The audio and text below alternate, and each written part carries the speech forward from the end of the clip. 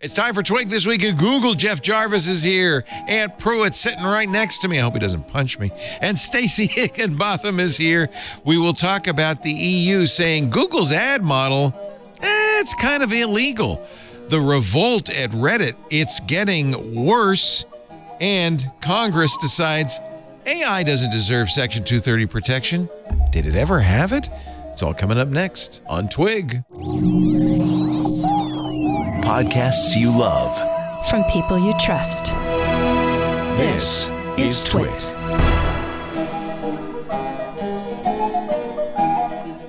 This is Twig. This Week in Google, episode 720, recorded Wednesday, June 14th, 2023.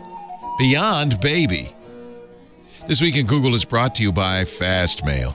Reclaim your privacy, boost productivity, and make email yours with Fastmail. Try it now, free for 30 days at fastmail.com/twit. And by AG1 by Athletic Greens. If you're looking for a simpler and cost-effective supplement routine, AG1's giving away a free 1-year supply of vitamin D and 5 free travel packs with your first purchase of a subscription. Go to athleticgreens.com/twig. And by Melissa. More than 10,000 clients worldwide rely on Melissa for full-spectrum data quality and ID verification software. Make sure your customer contact data is up to date. Get started today with 1,000 records cleaned for free at melissa.com/twit. It's time for Twig. This week in G-Jaws, Gimcracks, and Gadzooks. Jesus with a G. Well, I don't want to say Google because it's only a little bit about Google. We get to it eventually. That's Aunt Pruitt. We get to it eventually. That's the name of the show. You just gave us a show title. We get to it eventually. AuntPruitt.com/Prince. Nice to see you, Aunt. You too, sir. Good to see you as always. Also with us, that's the chortle, the jovial chortle of Mr. Jeff Jarvis. Hello, JJ. Hey, Jeff. In a blazer. In a blazer? Normally he's just a t-shirt guy. You must have worked today. Yeah, I went to New York. Had a breakfast meeting. He went into New York. Wow. La-dee-da. La-dee-da. Did you fly in a helicopter like in Succession? He's the Leonard Tao Professor for Journalistic Innovation, don't you know, at the Craig Newmark. Graduate School of Journalism at the City University of New York. Hello, everyone. Hello, Craig, too. Also here, Stacey Higginbotham from StaceyOnIoT.com. The inimitable. Stacey Higginbotham. Stacey and Kevin Tovell do that IoT podcast. She's our chip and IoT guru and also the sensible person on the team. Actually, Ant's I Mr. think Sensible Ant's too. pretty sensible. I think Ant. The two of you, and then Jeff and I are like crazy. Yeah. We're just, yeah. This is what long life does to you. You know, it turns you nuts. So it is really a grab bag of stories today. It is a potpourri. But there was a big story this morning. I actually got up at 6 o'clock.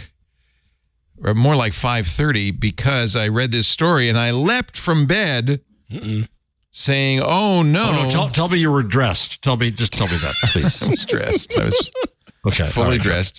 The EU has filed new antitrust charges against Google, saying its online advertising practices violate antitrust laws. Basically. Uh-oh. They're saying your monetization strategy, Google, it's illegal. Google was charged on Wednesday with violating EU antitrust laws by using its dominance in online advertising to undercut rivals. The case brought by the European Commission, according to the New York Times, the executive branch of the 27-nation EU, the fourth time Google's been charged with violating European antitrust laws in recent years. At some point, they're going to stop. Leo? Is it took them this long to get to the nub of it. The real issue. Antitrust wasn't about the browser. It wasn't about search. It wasn't about shopping. It was about advertising. Yeah. I've always said that. The Justice Department brought similar charges in January. It's the online advertising, which I have to say, where Google really does kind of push it with that by being both the seller and the buyer, the controlling both ends. It's kind of a classic antitrust case, if you ask me. Yeah. But it's where they've always been vulnerable because they also have the power of God over it. Yeah. And I should point out that Google's dominance and success in this field comes at the expense of everybody else who's advertising based. Yesterday, or actually earlier today, Paul Theron on Windows Weekly saying, he can't survive, his website can't survive on ads alone. He needs a club. And frankly, we're kind of in the same boat where our advertising sales you don't use Google advertising, Leo. No, we don't. No, what I'm saying is all our advertisers who come to us, let's say Athletic Greens, our competition is Google Ads. Yeah. Not whether we use it. We do use Google Ads, by the way. Of course we do. Everybody does. Everybody does. We buy Google Ads to promote the shows. Even my domain. Oh, that way. Yeah. Yeah, but our sponsors are saying, well, should I buy Google Ads where I know exactly who I'm getting? It's an extremely efficient buy. I know, click fraud aside, which I suppose is still a little bit of a problem. But I mean, every medium has that. I can't prove to you that whoever listens to this show heard your ad. They might have gotten up and got a sandwich or fast forwarded. We don't know that. How dare they? How dare they? But that's been the problem with advertising forever, right? It's forever. the problem with absolutely forever. With magazines which assert that the pass around is 7-1 for every, or with TV advertising, they don't know. So, but I think lately agencies and ad buyers are more believe in the digital, because it's digital, right? The accuracy of Google's click rates and they all get of metrics. That stuff. They can target. They can be more efficient. Dude, metrics are so useful from a marketing standpoint, though. Yep. It's so powerful when you know where everything is coming from, even down to the hours of the day. So just stop selling people on Google. I mean, you can't tell them any of that stuff. Oh gosh, even down to like YouTube and knowing when people are watching your videos. Okay, I should publish now because they're going to be looking. Oh, sorry. Ixnay on the Google game. We just Athletic Greens just called. They say no more. Alphabet made $60 billion in profit last year selling advertising. It's crazy. But if you were going to split up Google, how would you split it up? Well, that's a good question. I think the first thing you got to do, but the biggest problem to me is that Google both makes the market, and sells the ads. Yeah. So, when they bought, was it Overture? When they started buying up all the ad tech companies, that's when the problem began. DoubleClick. That's the one. Yeah. And so, I've Overture always, was Bill Gross's company at Yahoo. That went to Microsoft, right? Eventually. Which caused a huge settlement because Google basically stole the model from Bill. Right. Oh, really? So they gave him some money. Yeah. Did they give him $60 billion? Not quite. Then he got ripped off. Yeah. Because that's what they made last year. Man, it's crazy. With that technology. So, they're really eating up the world. And it's tough for everybody else. I think that I've always said Google should be a search engine and just a search engine. Mm-hmm. I guess they could do ad sales on that, but they shouldn't have YouTube. They shouldn't have content at all, because that's also a conflict of interest. Because in the search results, their content. Well, if you're going to take that away from, they're going to put. Then you're kind of YouTube getting down to the marrow. What about something a little less radical, like get rid of either the buy side or the sell side? Yeah, that'd be fine. Marguerite Vestager, the EVP of the European Commission, said Google is present at almost all levels of the so-called ad tech supply chain. That's exactly what you were saying, right? They do buy and sell. But I'm with Mr. Jarvis. What took so long for this to come out? Why now? Because they wanted to go after big bad Google, and the things that were right in front of their eyes were search and browser. The shopping thing was European stupidity. It was what's his name? What's the other service that he always gets mad at Google? I can't remember the name of it. So they went after that silly stuff. The question long ago should have been advertising. I don't think Google should have to get rid of it all, but they clearly do have a iron grip. Yeah. And it's bad. It's bad for everybody. I mean, it's bad for advertisers too, because there's not a free market. It's bad for everybody who's ad supported like us and Paul Thurrott, because Stacey, do you use any Google ad products, even from analytics or whatever? I think we use analytics. Yeah, we use analytics too. Yeah. I don't know what the answer is. It's hard to split companies up after the best place to stop them is before they make the acquisitions. Like, stop, don't buy DoubleClick, but too late. But I guess DoubleClick, is that you might fair have though? known. Is it fair though? Well, there were people there. Yeah. I mean, Microsoft, where I'm sure we're going to talk about the FTC suing to stop Microsoft from buying Activision. Yeah. It's totally fair to be like, hey, this looks like and people actually argued this when Google made some of these acquisitions. They were like, wait a second. And the thing that Google argued that the search market was not a big deal and there was still competition. This is very common across all of these industries. Yeah. They argue that it's such a small industry and there's still competition in all these other industries. So we don't need to worry about that here. And then voila, it gets big. Yeah, when Facebook bought Instagram was tiny with like 3 employees and nobody could really see what it was going to be. I think there were 12. Okay. It wasn't very many. No, he's right. It was a handful. It was very small. But DoubleClick was an important established, and I would say with YouTube. YouTube was, why are you crazy buying this thing? It's going to cost you a fortune in data communication. You're foolish. But DoubleClick was the one I think that could have been seen. I think you're right. Sigh. Anyway, the EU and the U.S. Department of Justice both investigating Google. Well, I can't imagine that anything that will significantly change the world will happen. But I guess I feel a little vindicated. The truth is, it hurts Google too, because honestly, Google is not as good a search engine. Am I wrong? But I feel like Google is not as good a search engine as it was. But in comparison to what now? Well, yeah, I mean, why do they need to be any better if the competition isn't necessarily? Let me look for Ant. It's the web that, Leo, it's not Google's worse. It's the web that's worse. You find me, you're gonna get some pretty interesting Almost stuff. always what will happen with Google is is above the fold will not be search results. Search results will end up below the fold. Mm-hmm. It's the knowledge box, the YouTube videos, all the other experiences above the fold. Mm-hmm. And Google's argument, let's search for something more reasonable, like used cars in San Francisco. Yeah. Now I get search results. Look at that. Yep. Well, that's interesting. But again, if you're I can't read it because it's in dark mode. Yes, you can. You stop that. I'll make it bigger. Don't blame dark mode for your honestly, vision. Isn't that easier to read? No.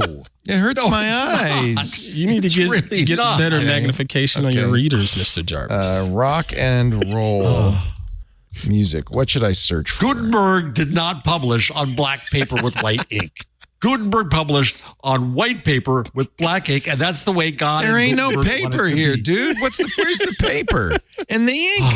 Where's the ink? Jesus. It's a lighted device, beaming light into your eyes. You're not using the light. You're trying to mask all the light. It makes no sense. Undark it. Where's the dark button? Bless his heart. Good. Here you go. Oh my gosh. Oh, yay. So the bright. relief. That's ridiculous. So bright. Anyway, I searched for rock and roll music. Yep. I got songs. I bet you every one of these songs is from YouTube Music. I got YouTube. I got YouTube. I got YouTube. I got YouTube. I got people also asked. I got YouTube. There's Wikipedia. That's about, that's several scrolls down. Well, we don't know what the screen is anymore because it's constant. Well, that's true. Well, let's think about this from the standpoint of the quote unquote normals. Someone's searching for rock and roll music. They're probably more apt to click on. Google says we want to give you the answers that you're looking for. Yeah, which is what people want. They know it for the data. So, but I honestly, I feel like Let me see. More likely, I'm going to say a more likely search is how do I replace the battery in my phone? And that should bring up a video because nobody wants to read about I don't want to watch a I video. never want a video. I hate should those I hate Again, videos. right, Stacey. but again, you all are not the normal group. I feel like I'm pretty normal in this. I'm like, oh God, a freaking video. It's How gonna do I take find longer. an umlaut on the keyboard? Here's a 5-minute video Yeah, of a schmuck talking to us subscribe. I mean, forever. There's a If it was a reason. video that was like, here's how to change the battery in your phone, it'd be fine. But I got to dig through this guy selling me something. But there's a reason those videos do really well on TikTok too. It's because nobody wants to read about stuff like that. TikTok's a video platform. You know? You couldn't read about it. Yeah. No, Exactly. No, but I'm TikTok- well, and I'm fine if it gives me if I knew videos, I could get it in like 60 seconds or less. Yeah. Great, because that's Yeah. about how long it takes me to click, load, and read through Yes. to get the Great. information. So I just searched for a UFC, Ultimate Fighting Championship. Ooh. This is why publishers are kind of mad, right? I'm getting everything I need from Google. I don't need to dig It's down. commodity. Well, because every publisher is going to give you the exact same information as every other publisher, and in an enlightened society, you can't own information. Okay. So because tough publishers. information is commoditized now, that It's always been the case. The information, only the treatment of it. And so if you don't do something special, publisher, then well, tough but if cookie. even if you did something special, Google would not put it above the fold. Let's right. say, But if you want to really, really read what the Athletic has to say about some sporting thing, then you would go to the Athletic. You might go there directly. You wouldn't go through Google. But there's so little of that in news and media because everybody just wants to use commodity information to get more SEO and clicks and links. but it was kind of Google that got us there, right? We do that because the only way you could get traffic to your site was through Google. So we game Google. Yeah. Yeah, and Google always said Start your company with you're not going to name win that way in the ABC long run company because everybody Don't else can do game the same Google. thing. Yeah. to be at the front. Well, And Danny Sullivan said, I don't do think that. people used to also just, we would repeat information because we knew our audience needed it and we didn't know if they were getting it elsewhere. Mhm. Like most normal people don't visit 30 news sites a day. So Nope. I'm just saying that like, it's not just all about SEO. Cause I used to argue, I'd be like, dude, I've already seen this story in 3 other places. And I'd be like, write it. Our people don't necessarily read those places. I'm Yeah. like, oh, fine. the reason you see it in all those other places is because it drives a lot of traffic. So write it. And that's what God made AI for. Ben Smith wrote about it in Traffic. Is that it's the pursuit of everybody having the same thing, and the great example of the 2-color dress story. Everybody wrote that story, Right. adding nothing. So it became a commodity. Okay, I'm thinking less about the 2-color dress and more about actual news. Well, like, should I buy mutual funds? That's, CNET realized all its personal finance stories should be written by robots because, And that worked well. yeah. Whoops. So one way people have been fixing Google search for some time, I've been doing this, is by adding site:/reddit.com and saying search Reddit. Well, for so the much for answer. that. Well, yeah. So How's that working out for you this week? this is a story from Jay Peters in The Verge. Google's getting a lot worse because of the Reddit blackouts. That's a funny headline. Reddit's community filtered posts are a great way to beat search engine ads and spam. But what happens when parts of the internet's biggest forum turn out the lights? So this battle, as we reported on this last week, it all started because I think, honestly, Reddit, which is facing an IPO, decided we should get rid of these third-party clients. They decided, but we're not going to do it dumb like Elon Musk did and just turn off the lights. We're going to pretend that we actually like third-party clients, but we're going to just say, look, you guys, you're taking a lot of traffic from us. It's costing us money. So we're going to charge you 24 cents for every 1,000 impressions. Okay. Which ends up being an untenable amount of money. In other words, I think the board said, okay, so this is how we do it. Instead of saying, no, we don't want third-party apps, we just charge them so much that they go out of business. Well, let me ask you a question, Leo. I thought that they were doing this because they thought they had a bonanza of cash to be gotten from OpenAI and company. Well, this is, so I understand I understand from both sides. So Stephen Huffman, As usual, Leo. the CEO, As usual, I'm you a do. both sides kind of guy. Yes, you are. You understand. And I know I've interviewed Steve on Triangulation and Alexis Ohanian. Google Reddit was a copy of Dig, and Kevin Rose is a good friend. So I've been there since the very beginning. I love Reddit. I use it every day. I think it's the greatest thing ever. But let's not forget, Reddit is not the content. Reddit's the platform. The content is created by Community, you and me. the community. And let's not forget, very important, the moderators who are all volunteer, who put in a huge amount of time and effort to create those communities and maintain them. Right. It's a big, big effort. So moderators are saying, well, wait a minute, we use the API for some of our tools. So Reddit says, oh, no, don't worry, we'll make that work. But it's really clear now that Reddit just said, what they really said was, we want to get rid of these third-party tools. And the reason Twitter is, did in the day. And the reason they're going to do it for the same reason Twitter did, because if you're using Apollo, which is my favorite Reddit client, I'm not seeing the ads because the ads don't serve, the API doesn't serve ads. That's not what the advertisers want. So suddenly you're losing a lot of revenue. These guys are sucking bandwidth. So I understand, and it's certainly their right to do so. Is there a middle ground? Well, the other thing they did, which really tells you what they were after, they said, oh, and by the way, no adult content will be served by the API. If you want adult content, you got to come to Reddit directly.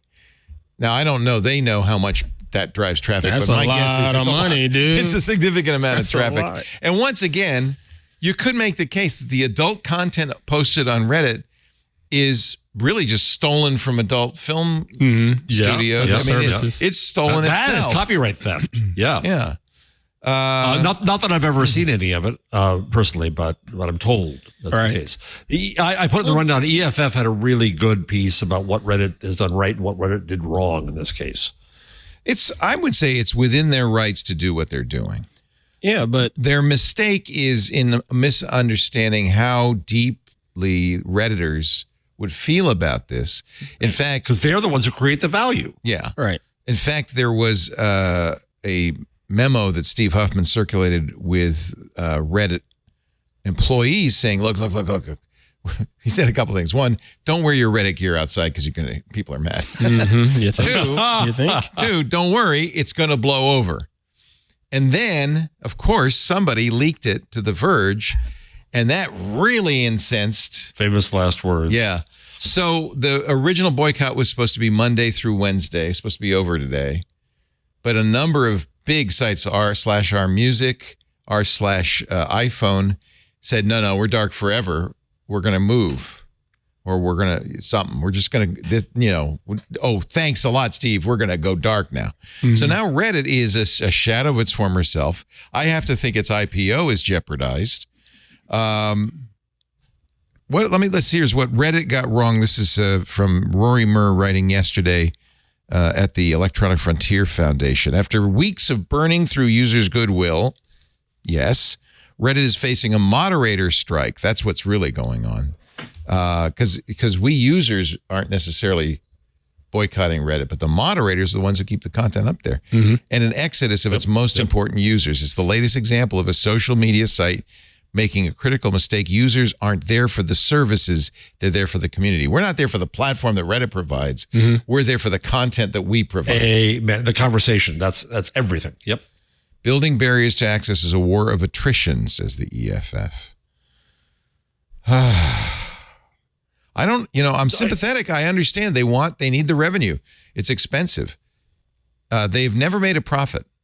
And one of the things Steve Huffman said, What? Really? Yeah, to Christian Selig is, you make money on Apollo. You make a lot of money on Apollo. Mm-hmm. We make no money.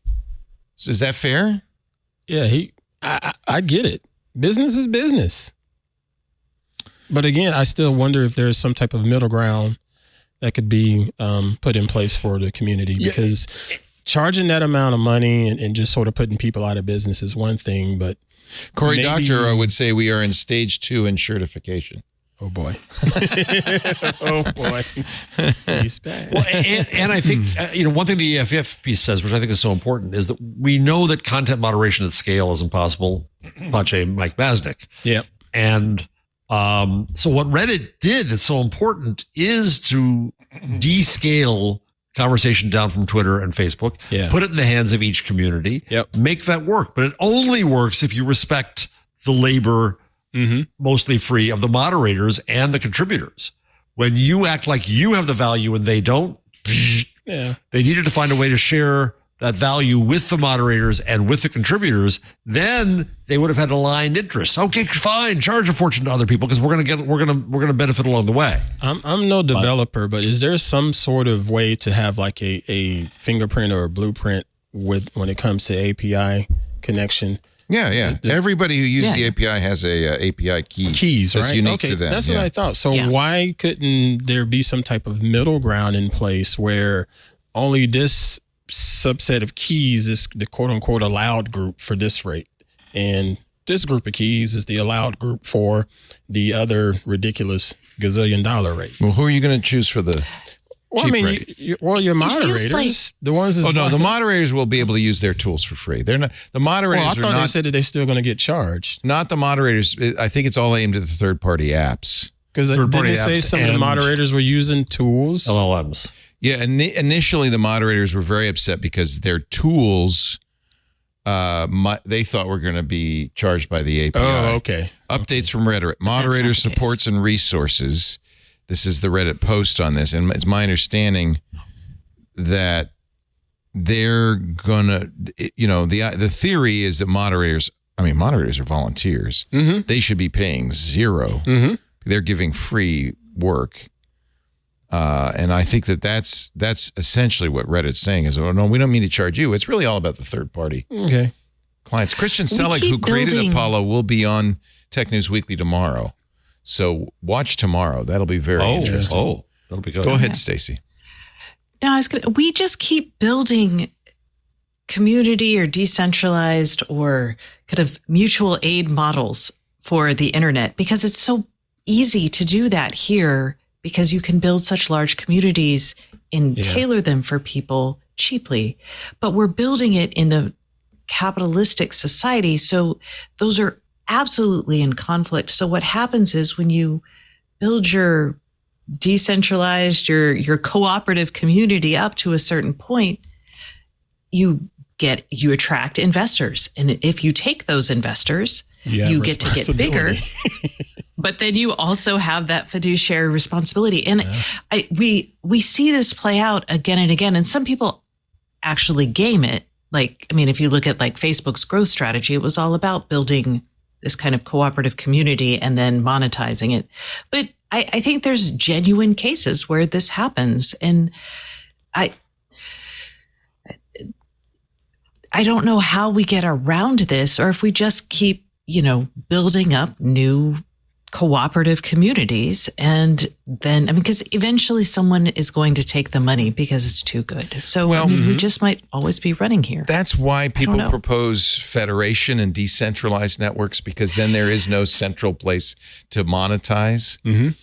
Yes, but those are still too complicated. And that's where, like, this is where this kind of breaks down. And I know, yes, I'm a huge fan of decentralization, but decentralization can only go so far and can only attract so many.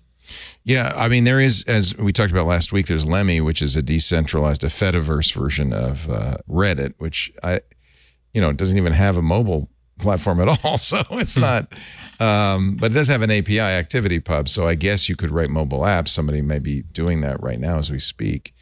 I don't know where people are going. I think some people, our iPhone is going to Discord. We talked about that last week. It's just gotten worse since last week. And frankly, the users are really incensed that Reddit has been so insensitive to them and are leaving in droves. Well, yeah, I mean, but I get it. It sucks, but I'm also like, y'all, this is it's capitalism. Yes. We're just going to replay this until we decide that capitalism isn't how we want to operate either in this area or other areas. And that sounds radical, but I think it's becoming less and less radical, especially as people grow up on the web. Yeah. So. Well, I mean, it's like people are suddenly realizing, oh, wait a minute. Twitter's made of my posts. YouTube's my stuff. Right. Reddit's my stuff. Right. Oh, it isn't exactly a fair trade. I mean, look, Mr. Beast made $54 million last year. Somebody's doing all right. Some contributors are doing all right. Yeah. I don't know. But this is the second issue, which is the secondary. collateral damage that Google is getting worse. And you know who else is going to get worse? And you're right, Jeff, you brought up AI. All that Reddit content is among other things. I mean, all of these large language models are training on our content. Mm-hmm. So they're doing the same thing. They're riding on our content. Well, but Leo, all writing rides on previous content. All creation. This is what Larry Lessig would say about copyright, right? Rides on previous. And so this is why I've talked about the show years past. I want a system of ongoing credit to creation and different business models. So there's still business, Stacey, I think, and there's still capitalism of a different sort, but it's not based on huge capital. You're not talking about a link tax, are you? Structures. No. My idea of credit right is that each contribution to a string of creativity you should be able to have credit for it, and then you can reward. That's like karma points on Reddit. That. Yes, it is. Yes. Yeah, and by the way, I pay for Reddit. I don't see ads on the web either. I pay whatever I can't even remember what it costs. I wonder what that percentage of I must be a small. Yeah. Oh, but it's tiny. Small percentage. I don't even know. Let's see. Reddit Premium. Help support Reddit and get VIP treatment, exclusive access, and monthly coins, and exclusive avatar gear. Because that's another part of the argument. People are complaining, but do you contribute to try to keep Reddit afloat by going premium? I do. And as a result, I can hide ads. I can highlight new comments, and I get special gear. Yeah. Hide those ads. You paid for that privilege. I paid for it. Honestly, I think isn't that the answer to this? Is that we just got used to everything free on the internet, and that wasn't a very tenable model. Neither is everything behind a paywall tenable. Look at Lydia Polgreen's column in the New York Times, where she tried to run Huffington Post to provide quality news on the free side of the web, and ironically, of course, it's on the New York Times. It's behind a paywall now, and everything behind a paywall. We may have been the way it was before, but it's not going to be good for democracy. So how do we? This is an interesting conundrum. It's actually one of the things we've been talking about since day one on this show. We're a bit spoiled. Many of us want stuff for free for whatever reason. It's also not exactly free. No, it's not right. It's not free because as you know, we're usually the actual currency that's being used.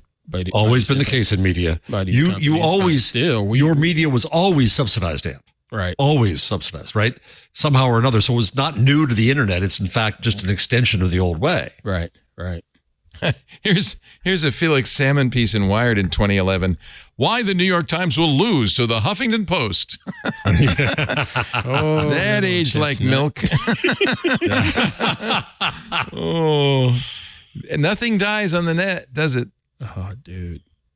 Well, after you're going to get this from me because the book is almost out. So from the Gutenberg parenthesis, it was not until, printing comes out in 1450. The business model doesn't come until 1710 with copyright.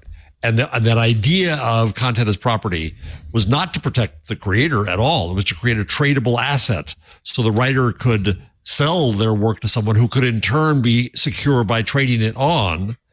And that created the metaphor that we have. It's not a forever thing, this idea of copyright, this idea of property. Right. The value lies somewhere else. Just like you just said from the EFF, the value is not in the platform. The value is not in the content. The value is in the community. More than 8,000 Reddit communities have gone dark.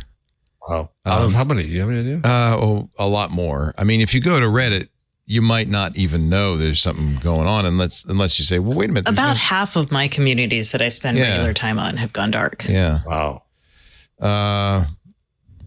This has got to hurt Reddit. It's got to hurt their IPO.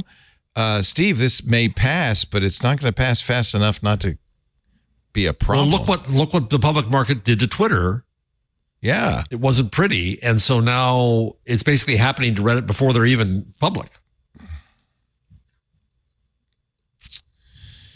That was a happy beginning. It's too bad. It really is. But let's take a break and then And again, reminder: tomorrow, Christian Selig. I'm correct in that, all right? I think we said right. that. Mm-hmm. Tomorrow, Christian Selig, the guy who single developer who created Apollo, which is easily the best Reddit client, really wonderful, much better than Reddit's own clients, will be on Tech News Weekly. Somebody said, Reddit should just buy Apollo, and then that'd solve the whole thing.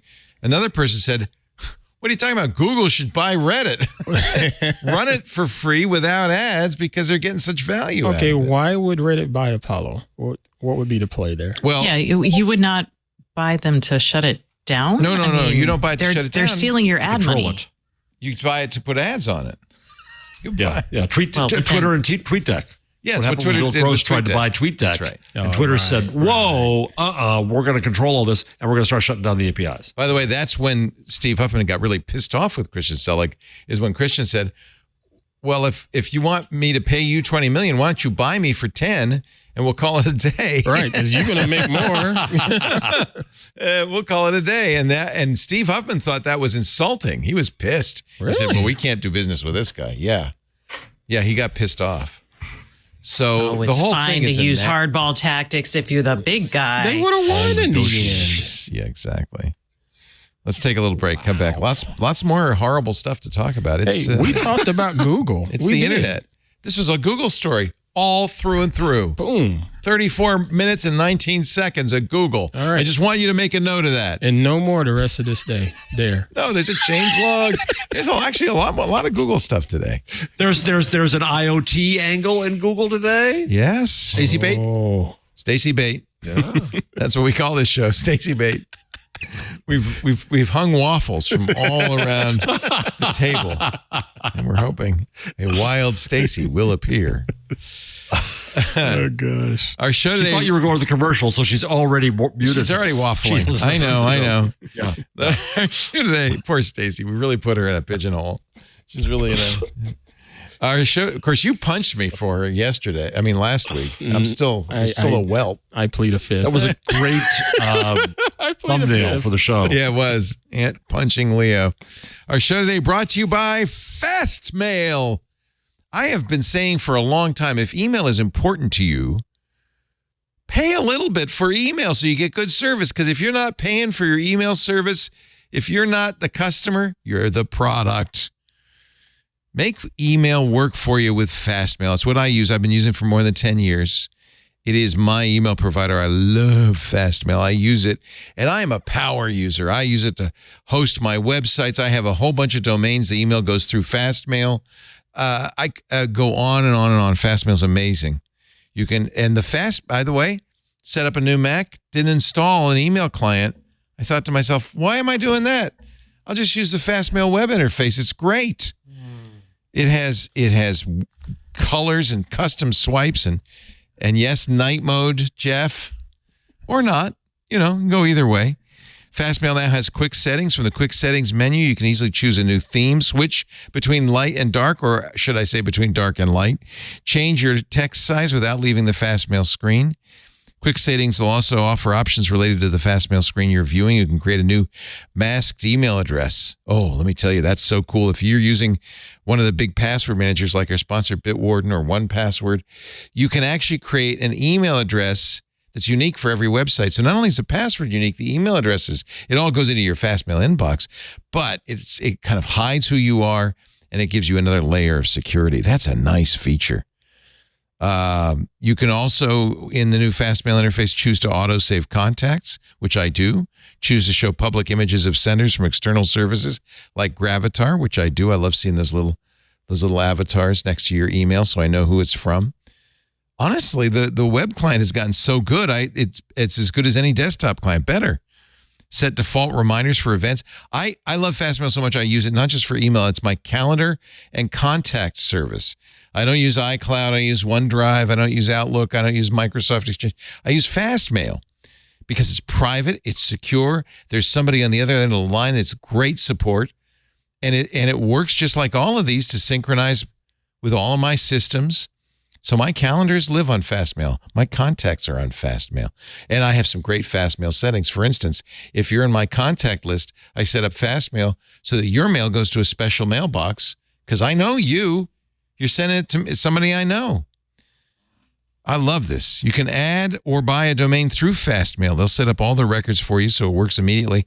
I have a lot of legacy domains. It's pretty easy. It was very easy to move them over to Fastmail. And so that means I get DKIM and SPF and all the authentication protocols at my email addresses. I don't use it for hosting, but I use it for my DNS. It's fantastic. It's fantastic. Fastmail lets you send and receive emails from your own custom domain, unlimited domains, unlimited email addresses, all in one space. For over 20 years, Fastmail has been a leader in email privacy. That's why if you care about email, go to Fastmail for as little as $3 a month. Better spam filters, of course, no ads, and real support from real people. Better productivity. I can go on and on, and usually I do because I want you to get Fastmail. It's very easy to move to Fastmail, export your old data, import it into your new Fastmail inbox, but you can also continue to receive email from those other accounts if you want, as long as you want. Just have Fastmail collect it. Fastmail, by the way, it's open source. It uses the Cyrus server. They contribute back with new internet standards and open source innovations that many other email services use. Fastmail's kind of a leader in this field. Reclaim your privacy. Boost productivity with the best email service in the world. Ask around. Geeks will tell you. Fastmail. Try it now free for 30 days at fastmail.com/twit. Of course, you can have your business email at Fastmail. That's where Leo FM is. That's where leoville.com is. That's where laporte.email is. All my email addresses, they're at Fastmail. Fastmail.com/twit, including my Spotify podcast, Leo on the Line, with the email address lotl.fun, LOTL.fun. That email is Fastmail, fastmail.com/twit. I haven't put anything on that podcast in years. I thought for a while, it's just in case I get fired here, I want to have a podcast, ready to go at all times, just in case. You never know. I could fire myself. I could. Don't do that, please. I could. I'm fired. I'd appreciate it if you wish. No, I could. Let's see.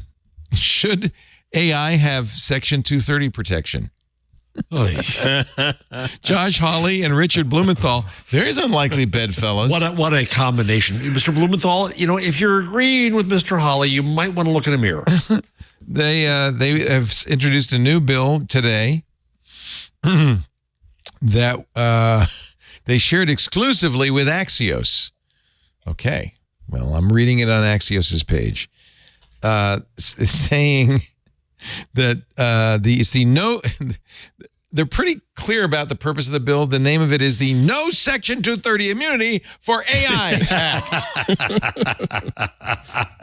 We're going to say it so we can understand it. What word does that make? NS2IFAA. Nistafue would amend Section 230 by adding a clause that strips immunity from AI companies in civil claims or criminal prosecutions. I don't even know. It means nothing. Plus the stupidity of people suing AI for libel. When I can go into AI right now and say something terrible about Leo Laporte, and then you're going to sue. Well, they're suing it for making up lawsuits. Lying. So this is an interesting question because, yes, the initial fault is with people who are like, oh, I'm going to ask a question and believe the answer without checking it. However, and this kind of is this is actually very similar, I think, in kind of some of the liability cases, or like, how do we hold self-driving vehicles liable? When Tesla's saying it's autonomous driving and people are like, okay, I won't pay attention. And then they crash into things. We're kind of seeing this happen with the results from. Well, then the user who creates the content and spreads it should be the one liable, Section not the machine. 230 protects a anyway. publisher from content posted by a third party on his site. Where does this fit with AI? Where is that? I don't even. It makes no sense. It makes no sense. It's not like Section 230 would protect AI companies anyway. I hadn't been on Tech Dirt today. Did Mr. Masnick comment on this? Oh, I'm sure. I haven't looked, but you're right. But these things are put on I mean, lawmakers look for any way to like shoehorn existing, because new legislation is so hard. So being able to have an established framework, do I think this is the right framework? Absolutely not. But I can see why this is happening. And I can also see them thinking, well, I mean, it's content on the internet. That's what Section 230 is designed to protect. Oh, geez. Yeah. This shows that neither Dick Blumenthal nor Josh Hawley understand what 230 is. You know what? Josh Hawley's a smart guy. I know he's pretending he's a dumb guy for TV, but he's well educated. He knows better. And I have to think Dick Blumenthal knows better. It's political points. It's just AI is now the new evil, so we're going to go after it. Yeah. I was on a call. So annoying. I got with the FCC today, and they were like, well, because we're on a call about, regulation right now, and we're in the government, and the hottest topic is AI. What do you think about, and this was regarding like connected device privacy, and they just like shoehorned this sucker in there, and you could tell people had no idea like how AI was used in this context. I was like, oh, right. People are running around like chickens with their head cut off when it comes to AI. I've never seen such a crazy frenzy of. Mm-hmm. Every company executive is screaming about it, and I'm probably getting in trouble because I'm saying journalists should stay away from it. Everybody should stay away from it. AI just was that I am making a dramatic statement? AI said, Jeff, dark mode isn't as bad as you think. Jeff just went into dark mode. His lights went out. See, this is what it feels like when you all go into dark mode. For me, you look great. So I actually went to the hearing for the schmuck lawyer who used ChatGPT. Oh, really? Oh, yeah. Is he in trouble? Like, is the hearing like? Oh, yeah. It was a show cause hearing, but why he should be censured. Oh, wow. There were three lawyers involved. There's a post in the rundown about it. But Your Honor, it was a computer. Well, that's the thing. The guy keeps saying, Schwartz keeps saying, but I never believed it could lie. It was a computer. I thought it was a super search engine. That's the mistake of Microsoft here, folks. Oh, see, this is why I think, the Tesla example is a good example. And, that is kind of how people are using it. And there's only so much you can do to educate the public. Because the public doesn't need to know about the Sunday deep AI. On Twit, we had a Wheel Bearings takeover. We had the hosts of a Wheel Bearings, Sam Abul-Samad, Nicole Wakeland, Roberto Baldwin. These are all people who report on cars. They were all in agreement that eventually the law will reflect the actual state, which is, and it's already this way in Europe, the manufacturer of the self-driving is liable if a car is under self-driving and plows into a wall. Right now in the U.S., if you're conducting a vehicle, you're responsible. Whatever that vehicle does, you're responsible for it. But ultimately, I hope I'm not misquoting them. I understood them to say, no, it's software. The software is, this is a problem generally. The software liability is, you open that shrink wrap license, it almost always says, hey, we didn't say this would do anything good or right, and we are not responsible for it at all. And in Europe, at least, they're pushing back and saying, no. If you write software that Stacey, can I answer you? No, actually, in the U.S., the Biden administration on the cybersecurity front. That's right. So, sorry, I just wanted to throw that out there, and I can't remember. We mentioned that when the story happened. What it's under. Yeah, that this was their cybersecurity policy statement. Didn't have the force of law, but it shows at least the right direction. It wasn't even an executive order, but the administration said, look, if there's a security problem and it's due to software, you're liable. The software company's liable for that. They screwed up. They're liable. Stacey, can I answer you on the case of the lawyer though, and where I think it does diverge? Oh, sorry. Yes.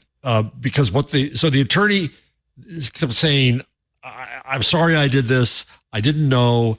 I shouldn't have used it. Blah, blah, blah. The judge said at the very end. I love your lead. One of the attorney's attorney said, this case is schadenfreude for any lawyer. That's not what it means. No, it's not exactly which my next line is misusing a word as ChatGPT might. Yeah. It sounds good. It's German. Yeah. So as we go along the whole case, the judge said, again, it was the lawyer who used ChatGPT, the lawyer who filed the papers, and the law firm. And after they filed the first thing, the opposing counsel said, we can't find these cases. The judge said, show me these cases. And then they went off and they had ChatGPT make up the cases. The cases were gibberish in the words of the judge, and they put it all in. So the judge said at the end, he said, it's not fair to pick apart people's words, but he said that I've heard the word repeatedly described as a mistake. He said the mistake may have been the first submission, but that's the beginning of the narrative, not the end. As again and again and again, the human beings, the attorneys, failed to do their work. They didn't Google the cases. They could have used Google to say, does this case exist? They didn't do that. They didn't read the cases to see that it was gibberish. They had a responsibility to their client, and Schwartz, the main lawyer, apologized to everybody and left out his client. The judge excoriated him for that too. And so in the end, it was a failure of humanity, not of the machine. And that's what's interesting about this case to me, is that, yeah, you can have a tool, the tool can lie, and you know it can lie. And then if you go ahead and spread that lie, whose fault is that? It ain't the machines. ChatGPT is the wronged party in this suit. It is still a failure of the machine, sir. It just made up cases. That's the difference. It's a failure of Microsoft and OpenAI, to Stacey's point, to present it as if it doesn't do that. It does not deal with fact, and we all know that. It is a word probability machine. Right. And so it does. We know that it doesn't deal with fact. Pattern It's irresponsible of recognition. Microsoft to put it in a search engine, irresponsible of the lawyer to have used it, irresponsible of OpenAI. And in fact, there's a story in the rundown somewhere today that OpenAI tried to warn Microsoft early on, said, it can't do facts. Oh, yeah. They were kind of mad at Microsoft for rushing ahead with Bing Chat. Exactly. Wow. Exactly. Wow. Hey, when you would talk to the FCC, did you ask them about Comcast? Comcast. Oh, this story. Comcast is complaining. So, the FCC has this new broadband facts nutrition label they want all broadband companies to provide with clearly labeled pricing. Monthly fees, one-time fees, early termination fees, speeds provided. The kind of stuff you would want to know as a customer. Yep. Comcast is not happy. It filed last week with the FCC saying, well, we're working diligently to put in place the systems and processes necessary, but this is hard. Two aspects of the order can pose significant administrative burdens and unnecessary complexity in complying with the broadband label requirements. They don't like the rules. Now, we know why they don't like the rules. They know how much they charge. It can't be that hard. They send you a bill. They know what it costs. But apparently, it's the same argument the carriers made about broadband mapping when it was first proposed in 2008, 2010. They were like, oh, this data is too onerous and we don't have it and blah, blah, blah. And then they were like, oh, it'll be competitive information. Yeah, this is the same BS thing that they always do. The FTC was required to implement this rule by Congress in 2021. FCC approved label rules last November, but didn't set a date for them to take effect. They're subject to a federal OMB review because of the requirements of the U.S. Paperwork Reduction Act. Medium and large ISPs would be required to comply 6 months after the OMB review completes. Small providers would have a year to comply. I wonder if we'll ever see these broadband nutrition. We will. It'll just be so, and by then, I don't know how they'll change it. So they'll probably change their fee structure. I'm not even devious enough. They'll basically change their fee structure to not have to. Something like that. Yeah. The problem is that Comcast advertises a low price. Right. But that's not what you're going to pay on your bill, because when you look at, there'll be the low price plus all of these little fees. Yep. Cell phones made up fees, resort fees. And they do it. All sorts and they of do stuff. it also. They charge different rates depending on what market they're in, because some markets are more competitive than others. Yeah. So if Comcast is going up against municipal fiber in Chattanooga, it charges lower rates. Right. So there's a lot happening here. And yeah, you're right. They have billing software. They can totally send They this know exactly what it's going to cost. They can send it let me fire up programmatically to QuickBooks. the FCC. this is one area where I feel like our government needs to like just change the way it does like, I think these labels and transparency are important, and it's clear that the government is like looking at them more closely. Like if you look at the FTC's like resort fee issues and that sort of thing, businesses have programmatic pricing already because they have billing software. Most of them do. So if you can give access to that via API to a government entity, it's pretty relatively simple. And B, when you change the prices and things change, it could automatically be reflected. And why the government doesn't demand something like this as part of these rules is beyond me, because what happens is these sorts of databases get outdated and they already watered Stacey's the bill down. The label was supposed to appear on your bill, but Comcast got them to change that. Oh, God, are they evil? The only good thing is they are losing customers like water. I mean, it's just pouring out of them. And well, that's not true. They're losing cable customers, but they're not losing broadband internet. customers. That's right. Yeah, because you got to have internet. Yeah. Leo, Comcast cares. Yeah. Frank left, right? Frank's not there anymore. Yeah, where is Frank now? He went somewhere. So Frank, I can't remember his last name, was the guy on Twitter who was Eliason. Eliason was the Comcast Cares account. And so he was answering and turned Comcast into a nice, warm, fuzzy. Well, yeah. Outstanding. And then he left for a better job. Smart man. Yeah. You go to the greener pastures. He is a consultant. Yeah. Okay. Let me show you how I used social media to fool people into thinking Comcast cared.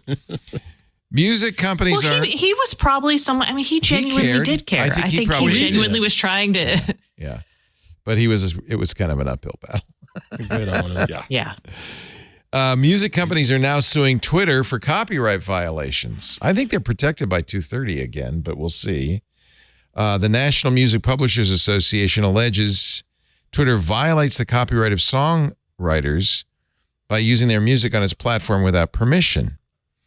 The other social media platforms, TikTok, Facebook, Snap, YouTube, all have agreements that pay the music industry a lot of money.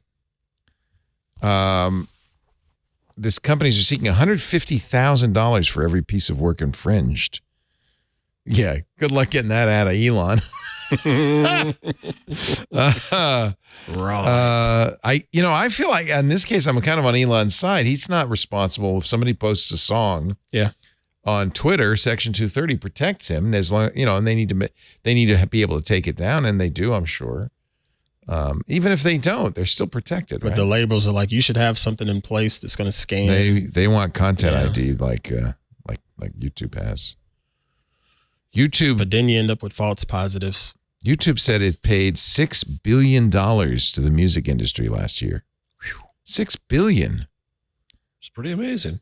Man. And they still take it. There's down enough to anytime I go play around, music. y'all. Yeah. I'm like, come on. YouTube makes a lot of money. Yeah, this is true. Facebook says it's paid hundreds of millions of dollars. But that's in both YouTube and Facebook's case, that those are certain songs which, when you're a creator, you probably know about this because you create YouTube stuff. You go there and you pick a song from that pool of songs, right? You can't just play Achy Breaky Heart because you like it. Nope. You have to pick one of the songs. They have something already available for you that's Right. cleared, if you will. Before Elon took over, Twitter had been talking to music companies naturally. As soon as Elon took over, those conversations ended. I had breakfast this morning with Adam Kovacevic, who's from the Chamber of Progress, which is a trade association on the left side of things. And it was an interesting conversation about the whole process of creating of YouTube creating the identity structure for a song, whereas it could have just been as simple as take it down, take it down, take it down. But by giving the monetization opportunity, you can leave it up but make some money, and you're gonna share the money. It created a whole new business model for music and a whole new opportunity for creators. And it's a better way to think rather than just go to a pure copyright structure and say, okay, there's copyright. It enables this. Now what can we do about that that's going to help everybody? And then we need more of that kind of thinking. Well, it also was great for YouTube because it didn't cost them anything, right? If we take it down, we're not going to make any money. Yep. This way, we don't care who gets it's aligned interests. The pennies on the dollar that we pay off. We still get the 99 cents. We're going to take a break, and then when we come back, Big Meat still alive. Wait. Dude, what? What? This man knows how to do a tease. Now I got to look through this rundown. Yeah, What is he find the talking Big about? Meat story. See if you can find the Big Meat story. I actually need to get some water. So Guess who our show is thankful for brought to you our by today? AG1 from Athletic Greens. Don't you go anywhere. You are an Athletic Greens user. In like fact, when they AG1. came to us and said, can we buy ads? You said, Heck yeah, I've been on them for a long time, man. They're good stuff. 2010 it was founded in. And as soon as I started talking about AG1, everybody, not just you, everybody, oh yeah, I love that. Mm-hmm. You know why? It tastes good. Yep. There's a lot of other, energy or vitamin drinks or supplement drinks you can drink that are, you like have to choke them down. It's like medicine, right? It's like Greek yogurt. Yeah, it's like Greek yogurt. I like Greek yogurt, but I understand what you're saying. I hate Greek You don't yogurt. want to eat it. You don't want to eat it. AG1 from Athletic Greens gives you everything your body craves in one daily nutritional drink that tastes great. Mix it in with 12 ounces of cold water. Doesn't even have to be warm water. I mean, that's cold water. Shakes up, dissolves beautifully.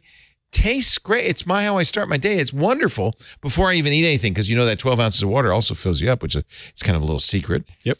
And it saves you money. All those supplements, I was taking a fistful of supplements, all now in one simple drink from AG1, costs less than $3 a day.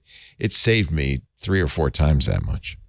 And boy, with the powerful long-term results, you get 1 scoop of AG1, you get all your supplements, you get all your vitamins, you promote long-term gut health, 75 high-quality minerals, vitamins, pre- and probiotics. That's the key. The gut health, man. If you're looking for a simpler, cost-effective supplement routine, AG1 by Athletic Greens. In fact, right now, if you get a subscription with your first purchase, you'll get a free 1-year supply of vitamin D and 5 free travel packs. I love those travel packs. When we're traveling, instead of all the pill boxes and stuff, I just bring the little travel pack, 1 a day, and I'm good. athleticgreens.com/twig. Bet you they didn't say that on any of the other podcasts. No. athleticgreens.com/ On this podcast, Twig. someone actually uses We AG1. both do. It's delicious. In fact, I'm craving it a little bit right now. I might have to go in the other room and make some. I don't need it, but I like it. It's good. athleticgreens.com/twig. Thank you. Big Meat wins. It didn't lose. It's winning. I'm so confused.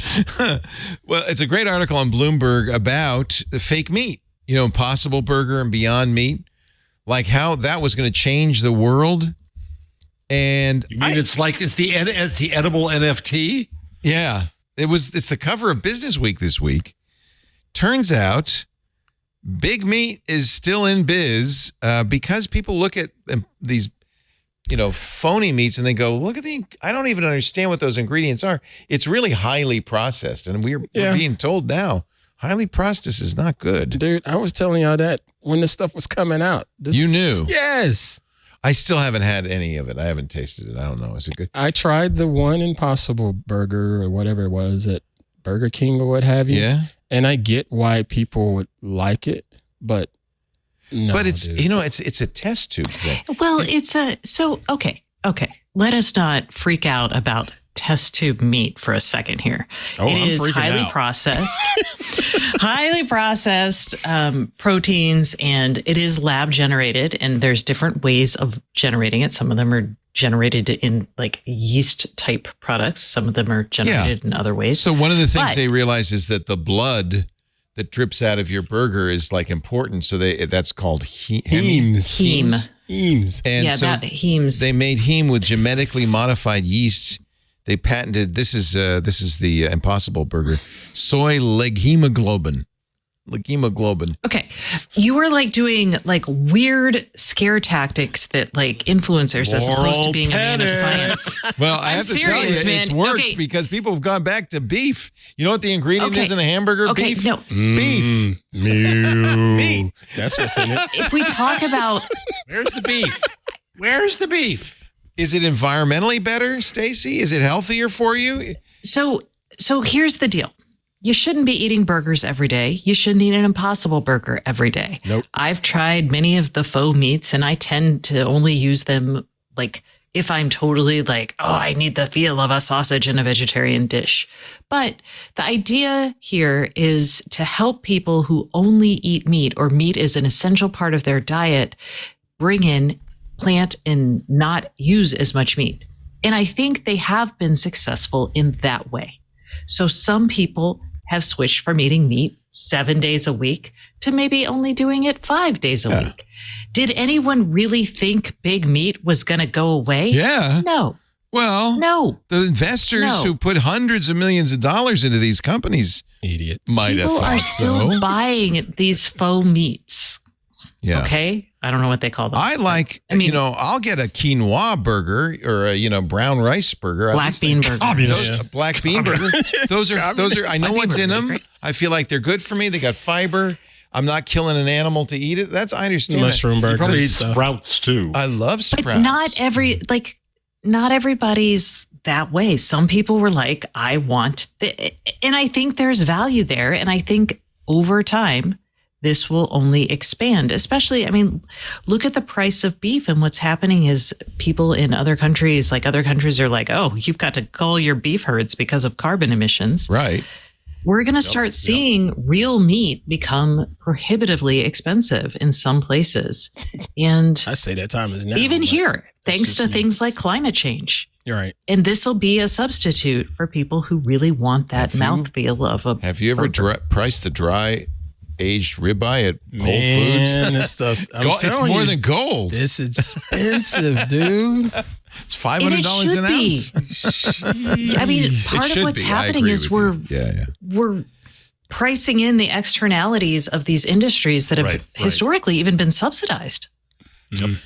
I am ready to eat, once they can culture cells in a vat and make muscle matter that way, maybe that'll be okay. But these are really chemical stews. That are designed to make people who want meat think they're eating meat. With a touch of paprika.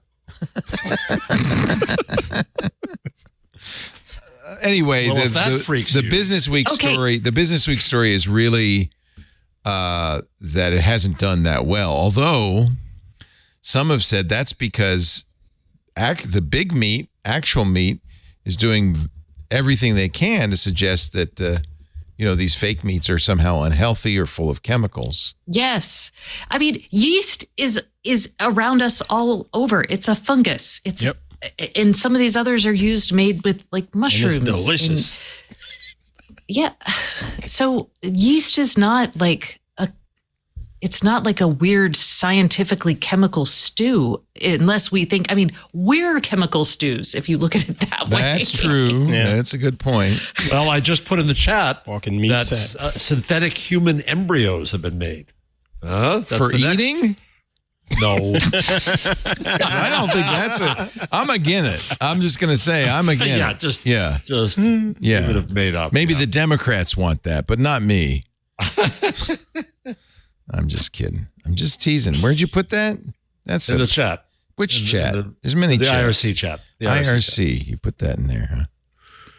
I Oh, don't that goes see- fast. Yeah, I don't see it. You don't? No. No. Because our IRC is I'm always right there. busy. I'm right there. I'll put it in the Discord. No, you put it somewhere weird in IRC. Anyway. Yeah, you did. I don't see it in IRC, Jeff. Yeah, Jeff, I don't know.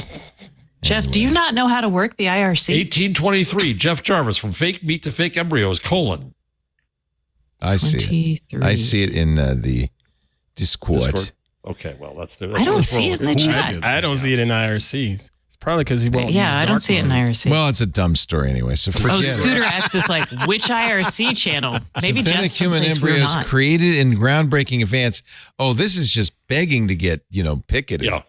Breakthrough Oh, yeah. could aid research into genetic disorders, but raises serious ethical and legal You issues. think? Is it like stem cells? Because Because that was created pretty synthetic human controversial. embryos using stem cells, so it's, Yeah. it's from there. But yeah, so Yeah. hook this up to AI, and humanity's doomed. The Impossible Baby. Oh, I like Or it. Beyond Baby. Beyond baby. We needed Bell for that one. Anyway, I don't know. It's a front cover big Bloomberg Business Week, along with a lot of stuff of meat in a pile coming out of a meat grinder. Beyond impossible. How fake meat became just another food fad. Speaking of fake meat, the Taco Bell enchilada is back, and I had one this week. Is it made with meat? Bless your heart. It is. It is a little disappointing. I used to have it years ago, but wasn't what I remembered. Yes. That man and his Taco Did Bell you read the guilty New Yorker pleasure. article on research? It was like the people in the Taco Bell's innovation lab. I know I've got a printout here somewhere because I want to read that. Yes, but It's Got oh, a print Lord. out. You could Google it and just read it right here. We could put it in the Taco show Bell. notes. I've used my free article, Stacy. Oh, printed you it don't out, subscribe to the New Yorker? You don't subscribe to the New Yorker? What is wrong You were with like- you, my friend? You look like a New Yorker I know. cartoon. I mean, You're, jeez Louise, you're I really. thought you were going to say I look like a New Yorker cover. I look like a New Yorker cartoon. You actually- Thank you very much. Yes, he does. He looks like an Ed Koren cartoon. He belongs in a Koren. Jeez. oh dear. Sorry. All right, I'm looking What are you for the about? story. Is it this week's New Yorker? This is why No. Oh no, I no, it can't was a keep while up with the back. New Yorker. That's the problem. It was just really it was fun because it had this researcher who was like talking about like how to like spent 20 years developing like trying to push this idea of a handheld taco that didn't spill out so you could eat it Taco while Bell's driving. Innovation Kitchen, the front There you go. line in the Stunt-Food wars. How did the chain outdo Burger King's Bacon Sundae? Eesh. Pizza Hut's hot dog stuffed crust. No. Cinnabon's pizza bun. I like that. I like there's a The some Bacon sort of, Sunday was there's good. some sort of protein drink on the market for old folks. You know, I watch those ads, and it says now in Cinnabon inspired flavors. Yes, yes. Is that cinnamon? That's just cinnamon, right? It's just cinnamon. It smells like the airport. What's a It could be Just vanilla and cinnamon butter. extra sugar. what's a Cinnabon? Yeah. Extra It's not sugar. even. It's a Cinnabon inspired flavor. Well, that's because they didn't get the licensing from It's Cinnabon. just Right. disgustingly sweet. Right. It's got to be better than KFC's fried chicken flavored nail polish. What? That's in this Oh. article. Because you bite your nails. No. Lois I Carson think it's just always wanted to find a new way to fold a tortilla. Life's like an experiment to me, she said. For 23 years when she... You know what I just read? So there's a new movie called Flamin' Hot. Mm-hmm. Apparently all made up. He didn't invent the made up. Flamin' Hot. oh yeah, the Flamin' Hot or Cheetos story has been made up forever. He made Yeah. it up. And now there's a movie Eva Longoria Oh directed man, about his life. I need to make up something. And the people back at the Yeah. Cheetos factory said, he didn't invent that. We've been working on that for years. But they recognized a good marketing opportunity when they saw it. They were sure. like, this guy, yeah. I need to make something up. Go for it, Ant. I thought we do it every day on this show. This show is the flaming hot Cheetos of don't. podcasting, I think. Actually, it's not. The hot ones is. Oh. We should really give the hot ones all the credit on that one. Good show. Let's see. Quantum computing advance. This is for Stacy because she understands She's the only one that understands smart it. person stuff. Stacy, I made- don't understand quantum physics. I'm just going Oh. to tell you that right now. Oh, I'm disappointed. you disappoint us so much. man. Oh, I mean, I can talk to you about the story, Can and you I just understand, take but it? I just Quantum I'll take it computing to the advance begins new era, IBM says. So they now have a quantum chip with 12 what do you call those nanobits? qubits. Qubits. Qubits. They got What's a qubit? They have I don't think we can quote can't Cosby do that. anymore. I can't do it anymore. It's sad. It's like a Woody Allen joke. There On Wednesday, that's today. Whoops. IBM research. This how fresh this news is. Fresh as a flaming hot Cheeto on a Taco Bell bun. IBM researchers announced they devised a method to manage the unreliability in a way that would lead to reliable, useful answers. Kind of like ChatGPT. ChatGPT. Well, this is actually fascinating. That its approximation is where computing is. So you may remember we had the story a few years ago that Google researchers said they had achieved something called quantum supremacy, which was they were able to do a task more quickly on a quantum computer than a conventional computer could do.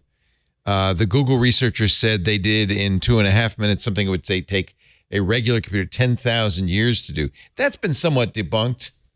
They found a computer that could do it in 5 minutes, so I don't know what it was in an Osborne. I don't know what they were talking about. Anyway, so they don't want to use that phrase quantum supremacy. They're talking about quantum utility. We are entering this phase of quantum computing I called utility, said Jay Gambetta, vice president of IBM Quantum. The era of utility, like it's actually useful. Okay. It does something you want. Okay. If it does, They used it to solve a physics access? problem tied to magnetism. Yeah, it's kind of an interesting. Yeah, it's kind of an. Yeah, we are I going to don't- go into it. No, yeah, absolutely. I'm going to go read for it. this text from the New York Times and pretend okay. it makes perfect sense. Okay. The IBM researchers in the new study performed a different task, one that interests physicists. They used a quantum processor. Oh, it's 127 qubits. Okay. That's about yay big. To And they're simulate using it to model this the behavior problem. of 127 atom scale bar magnets. That's really, really small bar magnets. Okay. Tiny enough, these bar magnets, because they're the size of an atom, to be governed by, and this I'm not making this up, the spooky rules of quantum mechanics. Oy. Okay. Is that different from the creepy rules of social media? Spooky. They actually use this in physics. This is actually a physics Yeah, I think term. believe Feynman it or was not. somebody like Feynman coined the term spooky. Yeah, the spooky. Yeah. And it's because it's Einstein it's said it was unknown. spooky. That's right. Yeah, it's Spooky it could- action. We at a don't know. distance. Yeah, we don't. It's Yeah. spooky. We don't know. Einstein. It's not a didn't zero. like- It's not a he one. didn't It could be like both. quantum. It's spooky. He didn't like it. He didn't buy it. He said God does not play dice with the universe.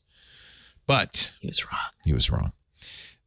So apparently, this problem is actually cannot be solved, even in the largest, fastest supercomputers. It's just too complex. On the quantum computer, get ready. This calculation that a supercomputer can't even do, the quantum computer solved it in less than 1,000th of a second. How Was do you it know right it's or right? wrong? I know. You know. But so here's actually, but for complex but solvable instances, the quantum and the quantum and the traditional computer produce different answers, but the quantum one was right. So According to who? yeah, that's to me According that's to really these people. interesting. Right here, these people, the ones wearing all the glasses, those are the smart people. There's like It was two or Berkeley three researchers at Berkeley Yeah, they're smart people. See, there it is. There's the IBM. and It's IBM. Only, sorry. it's only 127 quantum qubits.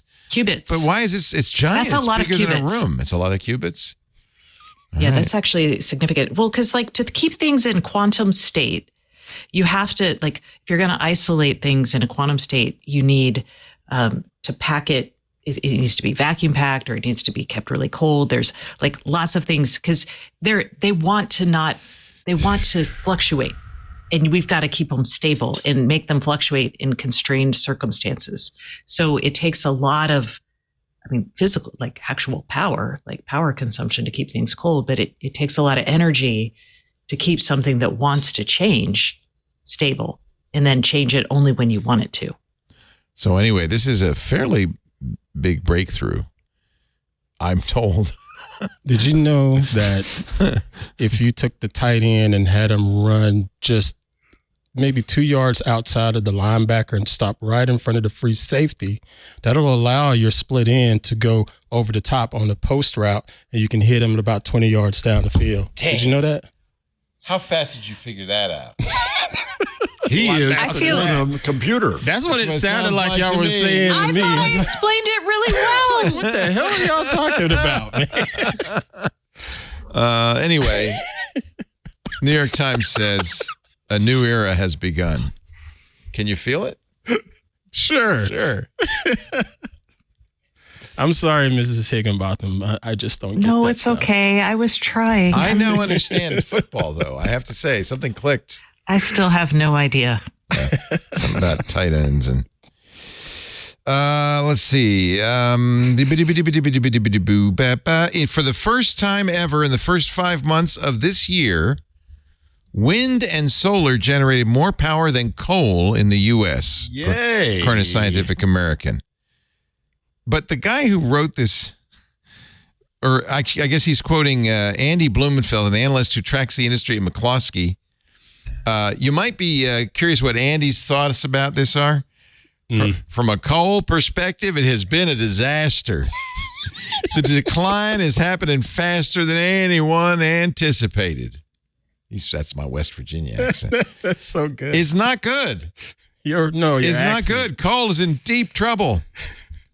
Power markets have witnessed a precipitous drop in coal-fired generation this year, driven by low natural gas prices, a mild winter, and a wave of coal plant retirements. But I think renewable energy is a good thing. A lot of jobs. It doesn't pollute as much. Everything pollutes. I'm polluting right now. Remember at one time it seemed like whenever the That's because I had an discussion Impossible of Burger for lunch. oh gosh, whenever there's a discussion of trying to get rid of all of this stuff going on with coal, the first argument was all the jobs that are Right. going to be lost. But There aren't that many coal miners. He and it's clearly very said few. right there, we're creating jobs. Yeah, now, and that there's should new have been the jobs. argument before. in renewables. That's right. Wind and solar generated 252 terawatt hours in the first 5 months of the year, compared to 249 terawatt hours from coal. We're still generating an awful lot of power with coal, but good. Coal generated almost half the country's electricity as recently as 2008. Man, Fortunately, it's been in a steady decline ever since as a wave of older coal facilities retired, replaced by a combination of natural gas and renewables. Natural gas has its own issues. I have a course. better energy source. Yes. Stacy's keyboard fingers. She, Sorry, I was writing about analog computing nice, for AI. nice. We could harness your floppy. We could, if it were if I had a piezo sensor in there, every time I Yes. track down, I could be generating could power my Bluetooth Kilowatts. to connect Kilowatts, my. I tell you. Yes. If you Well, just maybe had, if you wore a corduroy shirt, you could generate static electricity. Static electricity. Let's see.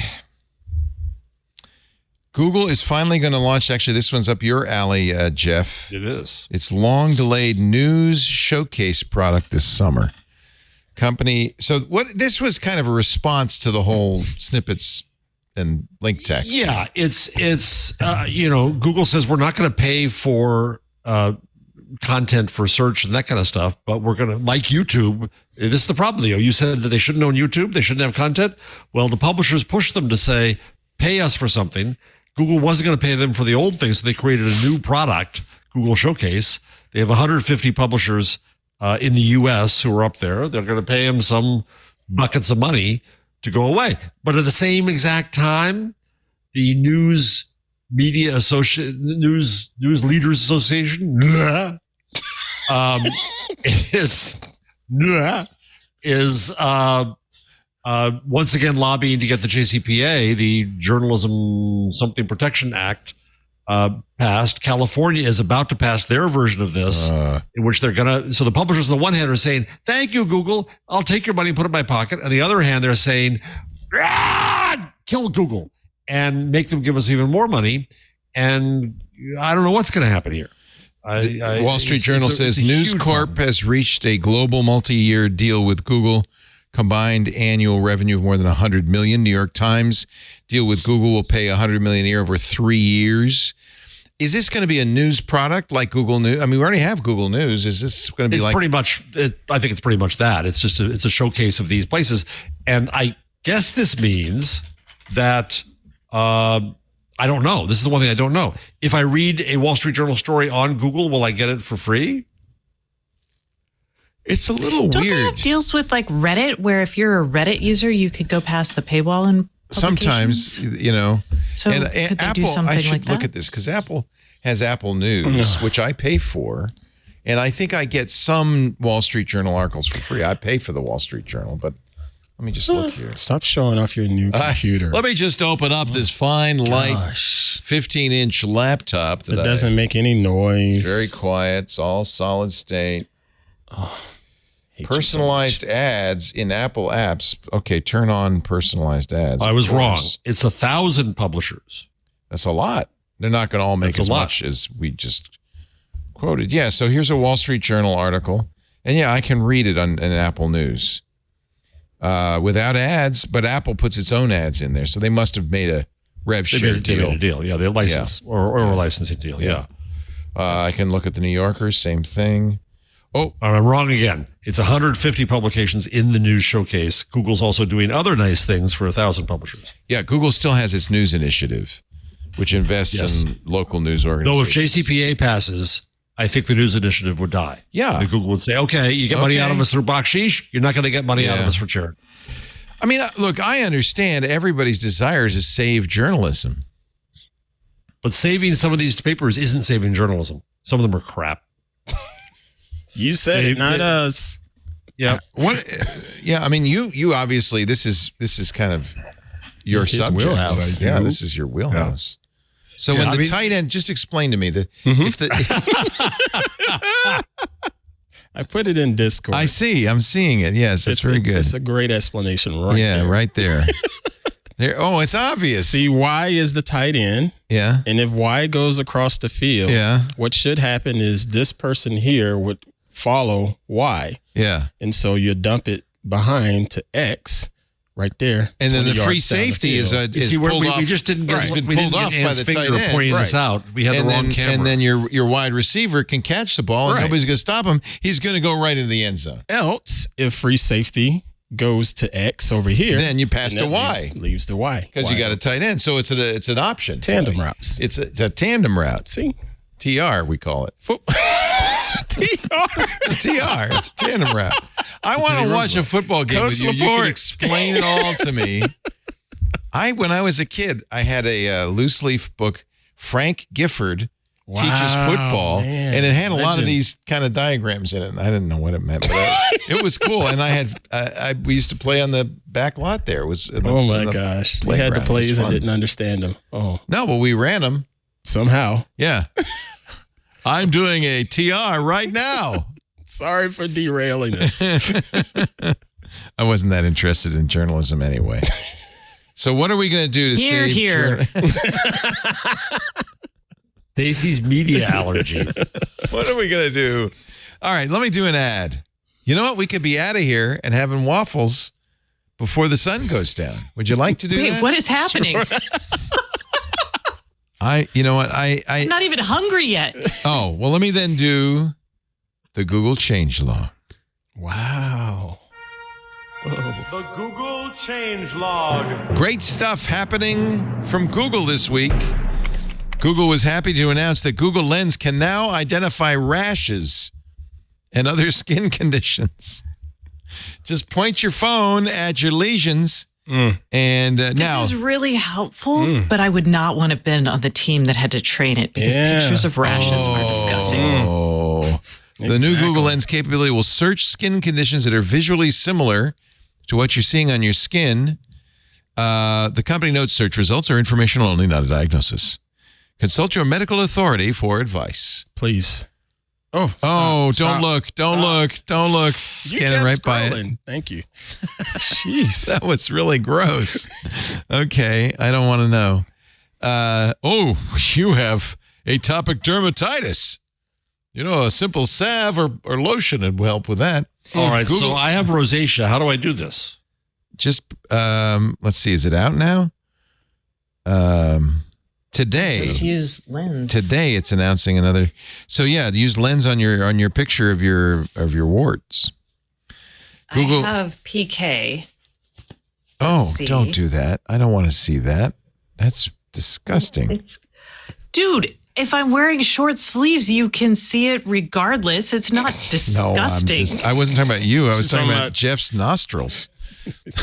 I don't know. I don't even know what PK is. There's but, a show thumbnail. I don't. No, it's not disgusting. It's beautiful. It's beautiful.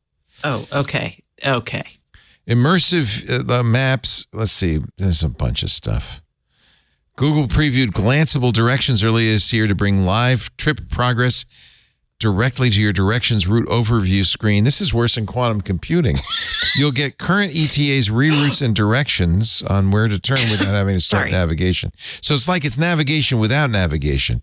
Like it sort of kind of like knows what you're up to because it's watching you walk around, and it'll give you some ideas Okay. as you go. I That's guess. fine. Ooh, that's Yeah. super creepy. Yeah, this is exactly what Eric Schmidt said, as you walk Or by helpful. could be. Well, that's the thing. Or helpful. Well, that's both. And people sorry, I traveling said I had abroad. PK, but I have KP, and it diagnosed it. It was one of my two options. Good. It worked. How did you ask, Stacey? I just did a lens search. I just took the Well, that's all. lens You just took icon the and lens. just So it's working. Sure. Yeah. Nice. I actually think that's great.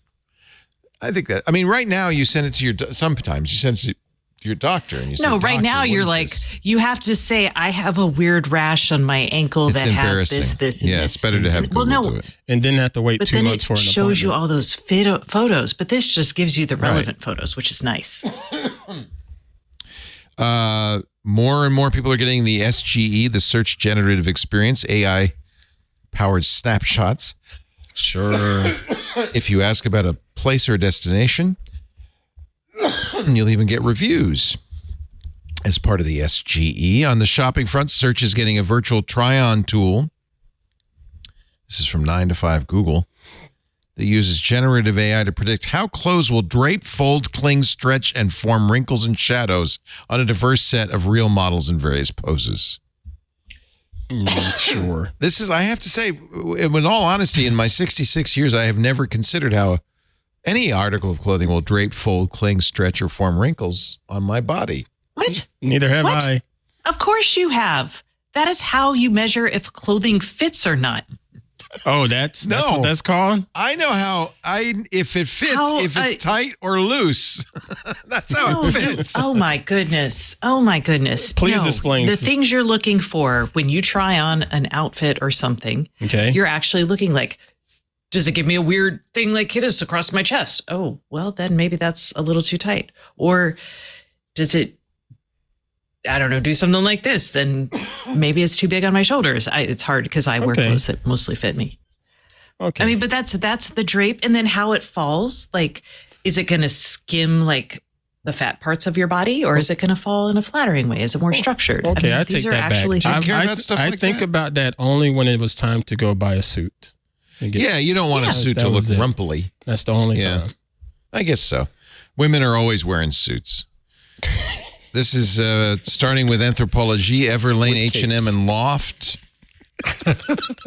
Look for the try-on badge and then select a model that resonates most with you. This is actually interesting because they're using the Monk skin tone scale to match your skin tone, body shape, and ethnicities and hair types. So they want to get the body that matches.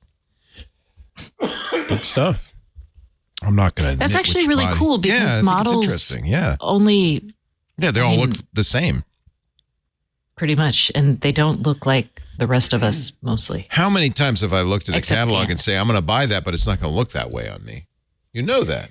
I say that all the time. Yeah, and Yeah. it's the draping and the folding that are going to make it look different. Help Me Write comes to Gmail for Android and iOS. This is AI, right? In your mail.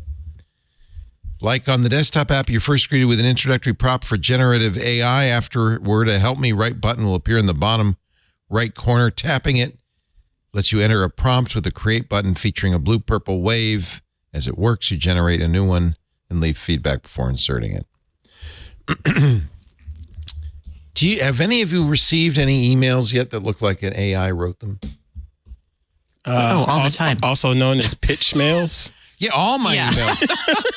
All my emails look like you. Hi, hands-on photography. We love your show. Yeah, that's a big one. Yeah. I listen all the time. Didn't know that was my name. Yeah. Let's see. Should I just pick one of my many? Let's see. I really like the ones. Oh, here's one. Hello, Alex. I'm reaching out on behalf of, I won't name the company, to share news about the impact of artificial intelligence on job sectors in the United States. Delete. Yeah. You know, somebody subscribed me to a whole bunch of Trump email, and it's disappeared. Boy, you have fans. It was me. I actually enjoy Gotcha. I enjoy it because like the minutes after he left the courtroom yesterday or Monday. No, yesterday. They were getting emails saying, help me pay for this, basically, right? Yeah. Raised $2 million in the first couple hours. Yeah, that's a business, man. It's a good business. It's a good business. Google's new generative AI. Oh, I did that. June feature drop. Plus Android 13 QPR3 rolling out.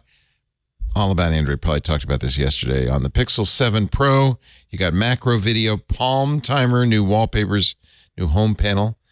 Pixel Watch also got new features. SpO2 tracking. Oxygen tracking. What's the SP? It's your oxygenation. SpO2. It's the oxygen levels in your blood. It's like a pulse oximeter.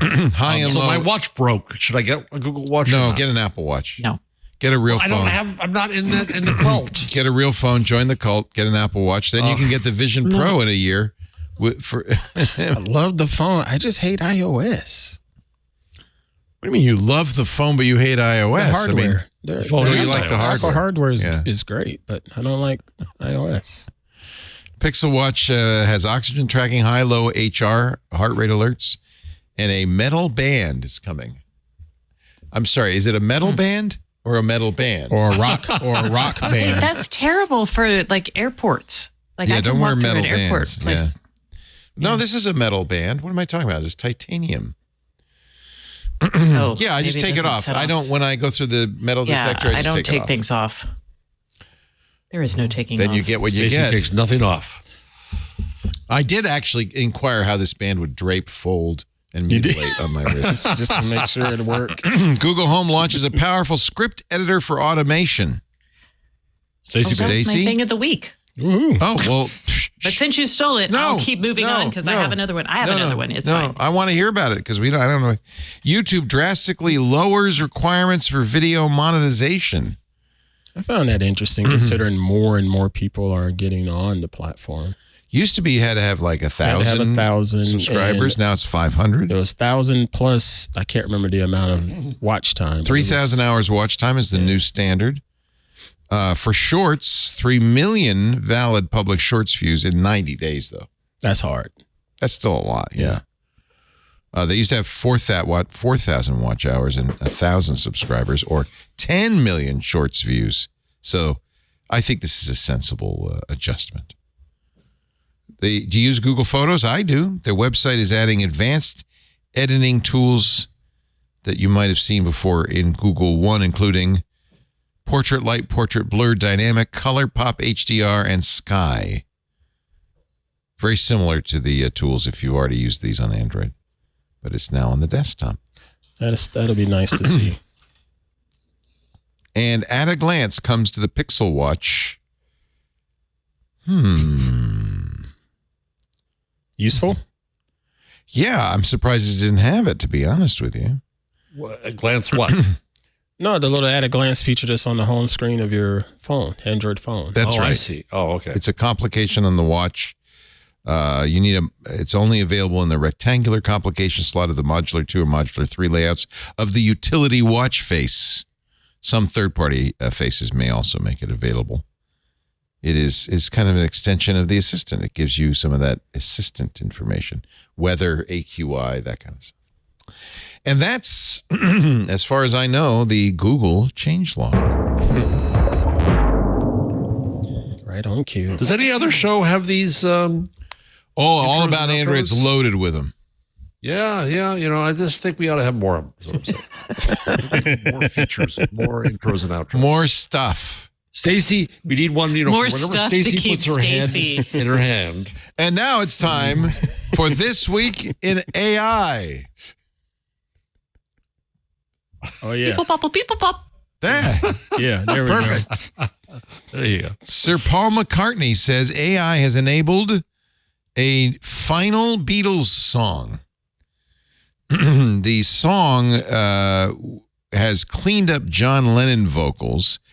They think it comes from a 1978 Lennon composition called Now and Then, but Sir Paul has not said. They were considering it as a reunion song for in the Beatles in 1995 when they were working on Anthology. Sir Paul had received the demo, according to the BBC, a year earlier from Lennon's widow, Yoko Ono. It was on a cassette labeled For Paul that Lennon made just before he was assassinated in 1980. Oh, jeez. But it's lo-fi. The tracks were recorded onto a boombox as a musician sat at a piano in the New York apartment. So the band had attempted to clean up Now and Then, which was apparently a kind of an apology to Paul. Huh. But they couldn't really clean it up. Sir Paul said Jeff Lynne tried it of the Electric Light Orchestra. He wasn't able to. We spent a day and afternoon really messing with it, but they couldn't make it work. George Harrison refused to work on the song, saying the sound quality of Lennon's vocal was rubbish. It needed a lot of reworking. It had a beautiful verse. It had John singing. Because George didn't like it, we didn't do it, but AI has no opinion. And so they're going to work on it. And apparently will be released soon. We haven't had a new Beatles song in a long, long time. It'll be released sometime this year, according to the Beeb. Yeah, that's cool.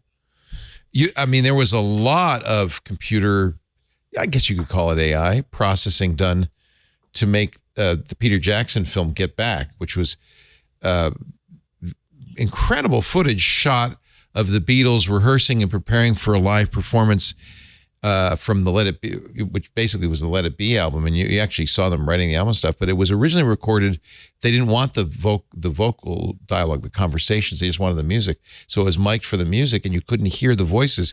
Peter Jackson used all sorts of AI techniques to bring the voices up. If you've not seen it, Get Back. It's on the Disney Plus channel. It's amazing watching Paul McCartney write Get Back and Let It Be. Working at stuff with John and George. It's really, and Ringo, it's really amazing. So it's okay? Because I sort of heard a mixed bag about it. It's long. It's many hours. I don't know, 8 hours. And not a lot happens. You'd have to be a Beatles fan. Because what I hear is basically they're just sort of sitting around doing their They're thing. noodling and talking. It's just like us, Ant. Just like us. Just like this show. Long. Hey, we're sitting around noodling. Look here, Mr. Jarvis. Ringo we over are there is entertaining tired. on I would this here never let show. us do that for 8 hours. But I have to say, if Wait, you're a did Beatles you just say fan, I was Ringo? Wow, I didn't say that. I said we are entertaining on this show. Okay. All right. Then Jeff- which Jeff said. Beatle are each of us? I don't know. I was probably just the I think security none of us, guard. none of us are like the Beatles in any form or fashion. No. Yeah. Researchers. Which monkeys are each of us? No. No. Anyway, if you're a Nickelbacks are each of us. no, I could actually be Mike Nesmith. If you are a Beatles fan, it's really amazing, and it's really interesting to watch Paul sit down at a piano, start noodling around, and all of a sudden "Let It Be" comes out. Yeah. It's It like is. That's an amazing. See, I moment. could dig stuff like that. it's about the creative process. I Yeah. would really watch it if I were you. Yeah, see, I could dig that. There's also a very good interview with Paul McCartney that Rick Rubin does, the producer, called McCartney 123. I can't remember where that is. Uh-huh. But that's also Paul talking about their process. I'm interested in the creative process. I'm a huge Beatles fan. Watching Get Back is watching probably the greatest musicians of that time at their peak of ability working together. It was shortly before the band broke up, though, so there's some tensions, but working together to create and watching them write Get Back and make it up is brilliant. It's amazing. Yeah. So I'll Did you give get it a Rick try. Rubin's You book? haven't steered me wrong yet. I did so. get Rick Rubin's. I gave it to Lisa for her birthday. Oh, And we haven't worked through it yet, but I want to work through it because it's all about creativity. Yeah. Nice. Yeah. I'll give it a try.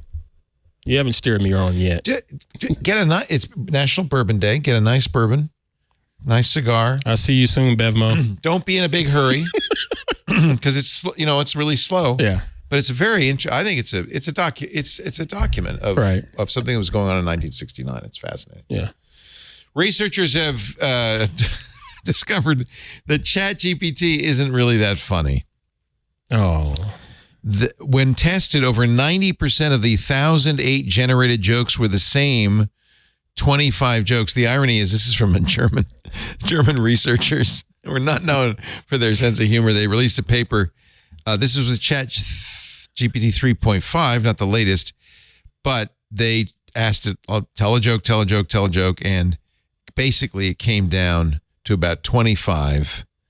Now, as an example, why did the Scarecrow win an award? Why? It was outstanding in its field. Oh, no, that's... Why did the tomato turn red? I why? bet you know the answers to these because it saw the salad dressing. Why was the math book sad? That's a horrible... They're holy terrible, crap. terrible, for no a good musical. jokes. Yeah. That was pain on Anne's Yeah. face. Oh, I used to have a joke book that had 500 of those for my kid. Right. And ChatGPT couldn't absorb all of them. You remember though how in the beautiful dawn of AI we were talking about it understands humor. That's a really interesting sign that it's somehow no, it doesn't. It's making But no, when you did that stuff on the show, when you apologized for having, what was it, Jason on? Calacanis, yeah. Yeah, right. Didn't you use it to write an apology for having Calacanis? I did, and I wrote a very good apology, which I never. And it was funny. Yeah. too. Yeah, it was. It was funny. So I don't know. yeah. I don't know. I'm calling them as I see them.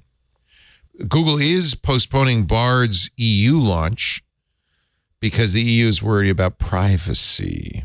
The Irish privacy watchdog said, Google hasn't given us, Google hasn't given us sufficient information about how to respect the EU's data privacy rules. I don't. Irish? It's Irish, and I like it too. I think that's the problem.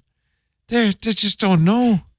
Anyway, Bard's not going to launch this week, and you can thank the leprechaun for that.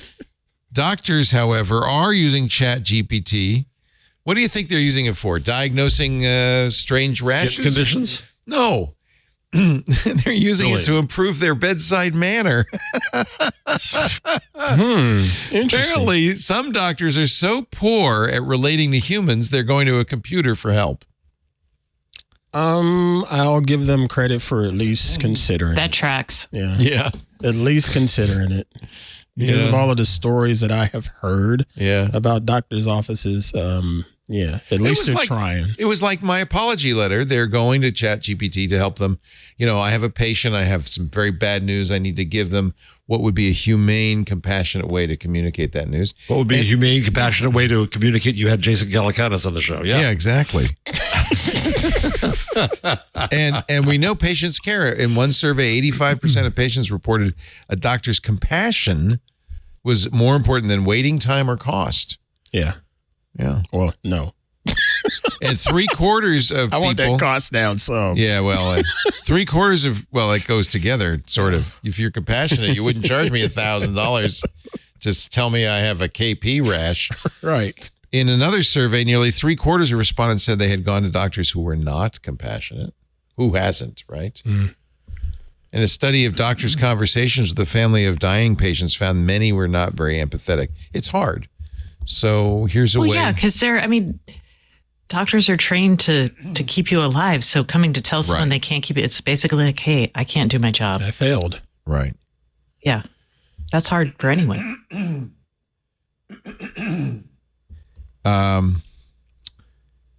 How can doctors better help patients who are drinking too much alcohol but have not stopped after talking to a therapist? Dr. Pignoni asked his team to write a script for how to talk to these patients compassionately. A week later, no one had done it. All he had was a text his research coordinator and a social worker on the team had put together, and that was not a true script. So he went to, this is Dr. Michael Pignoni, chairman of the Department of Internal Medicine at UT Austin. You want to sing a song?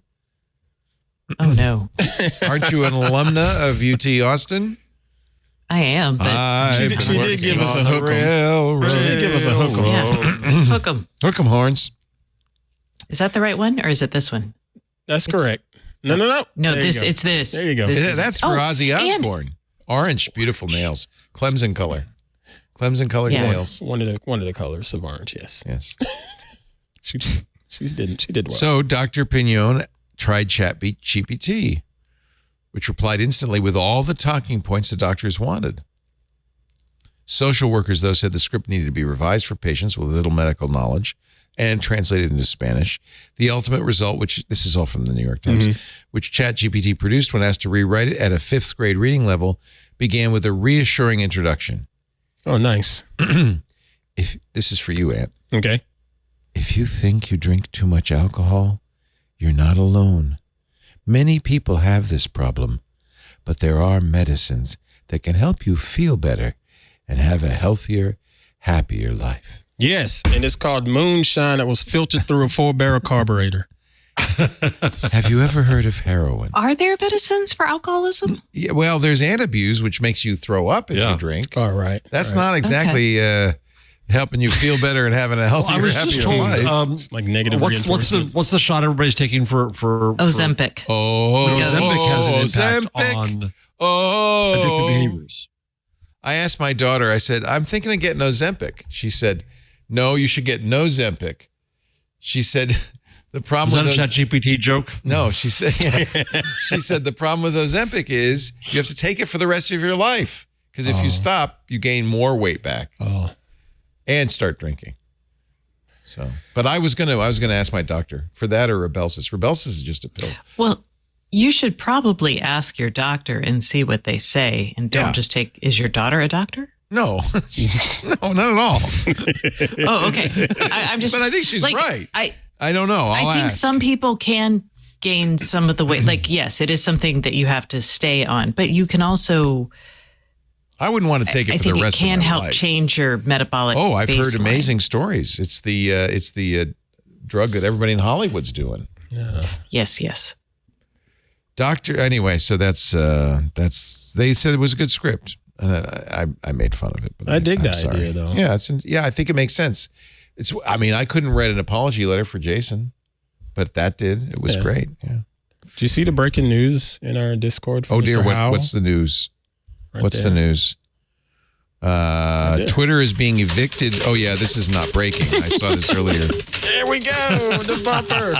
Oh, There we go. The More whole of this. point was to do that. That's breaking news. Twitter That's is what I'm being talking evicted about. from its Boulder office. Boulder, Colorado. It's 3 months behind in its rent, and a judge has signed off on evicting Twitter from its Boulder office. Twitter hasn't paid rent, as far as I know, anywhere. So we'll see what happens. Makes sense, though, right? They don't care. They don't care. All right. Let us get our final ad in, and then Stacy has her pick, and Jeff has a number. Jeez, you're lazy. I'm excited. And I'm going to go home. But Yeah, we're not calling him lazy. We do not shame people who do reasonably long shows. we're gonna be over 2 hours. I feel like if I'm over 2 hours, I'm good. Yeah, It's a good show. Yeah. We've given them their money's worth. You're fine.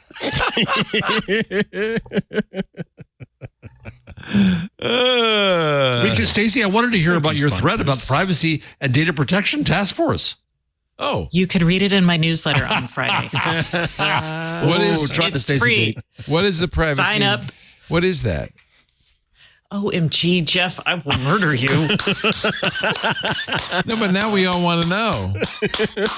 I really want to know. What is it, Stacy? Anyway, our show today brought to you. We'll have Stacy can explain or not. after this word from our sponsor. Thank you, sponsors. Our show today brought to you by Melissa, the data quality experts. E-commerce, get this number is scary. E-commerce losses to online payment fraud, right? In 2022, $41 billion with a B. Wow. That's one reason fraud takes a big bite out of you.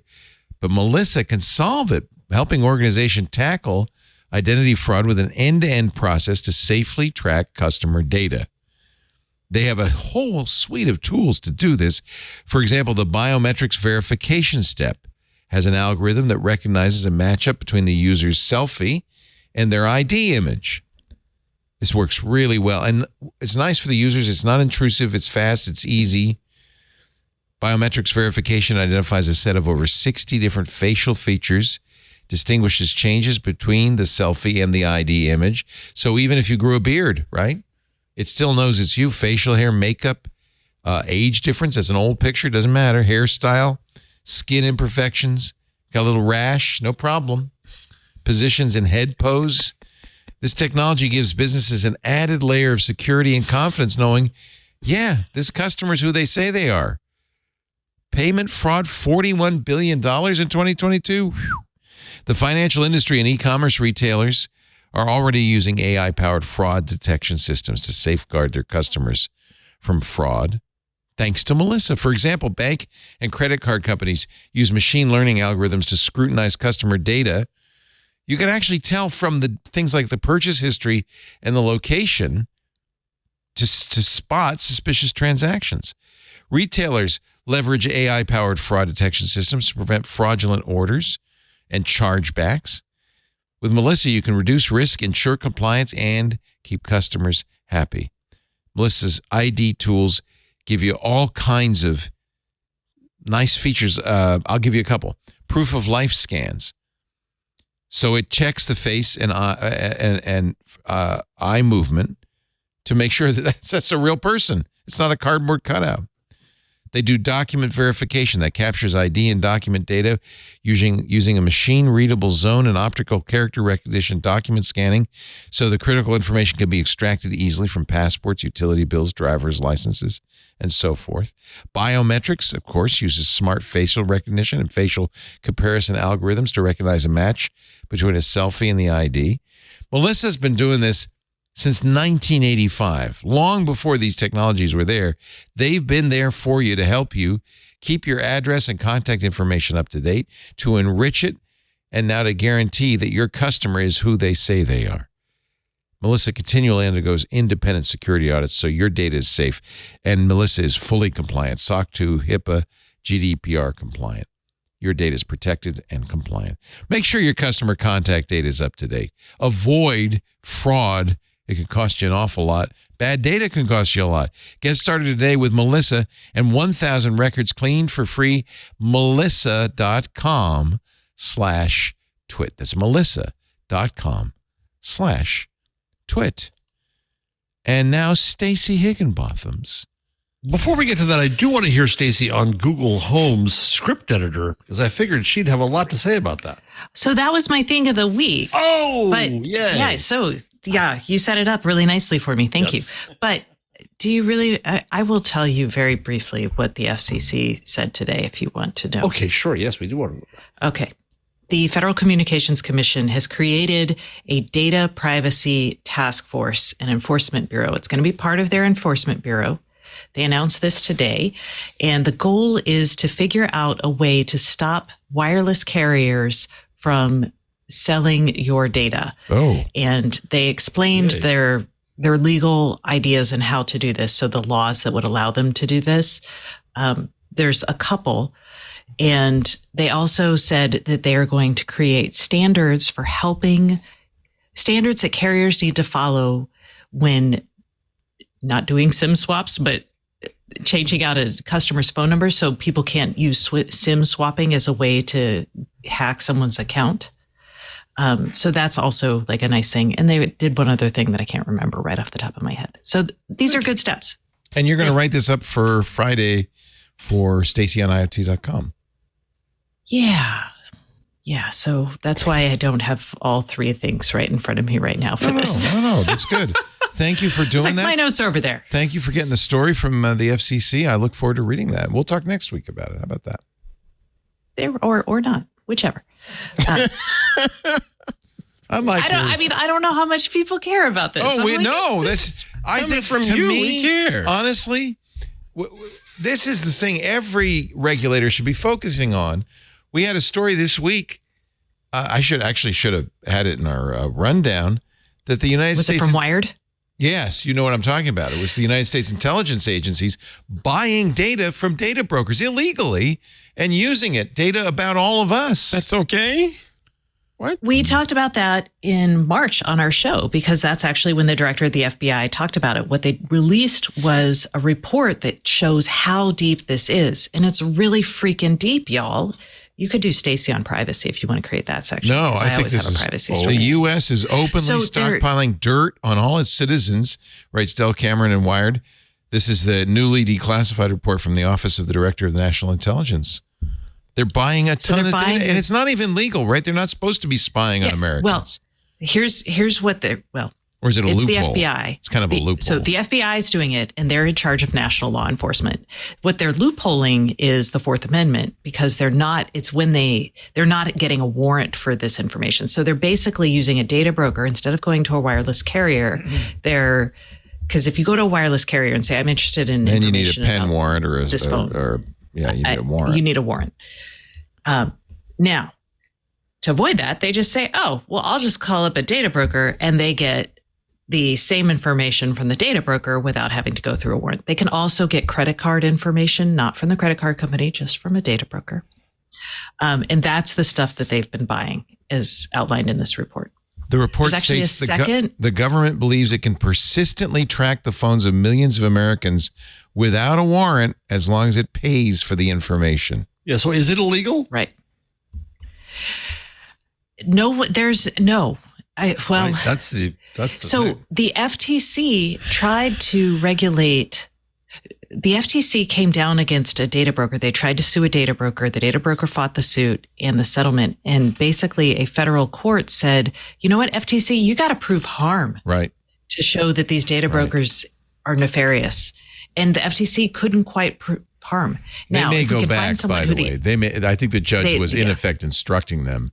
Look, if you want this case to win, you've got to come back with some harm. Yes. So if you could actually find out somebody who was picked up by the FBI without a warrant, that's harm.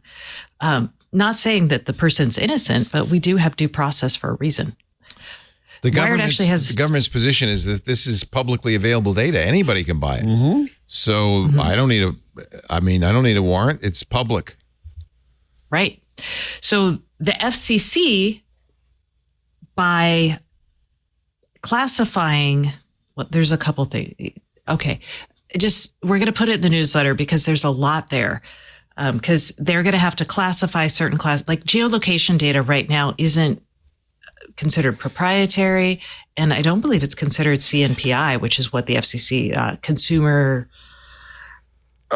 protected network data, which is data about like what phone number, where it is, who it's attached to. Where it is. What's really happened is, and the ODNI says this in the report, if the government said you and you and you and you, in fact, all of you have to carry a tracking device and we should be able to log and track all your social interactions, know where you are, see everything you do, that would be clearly wrong.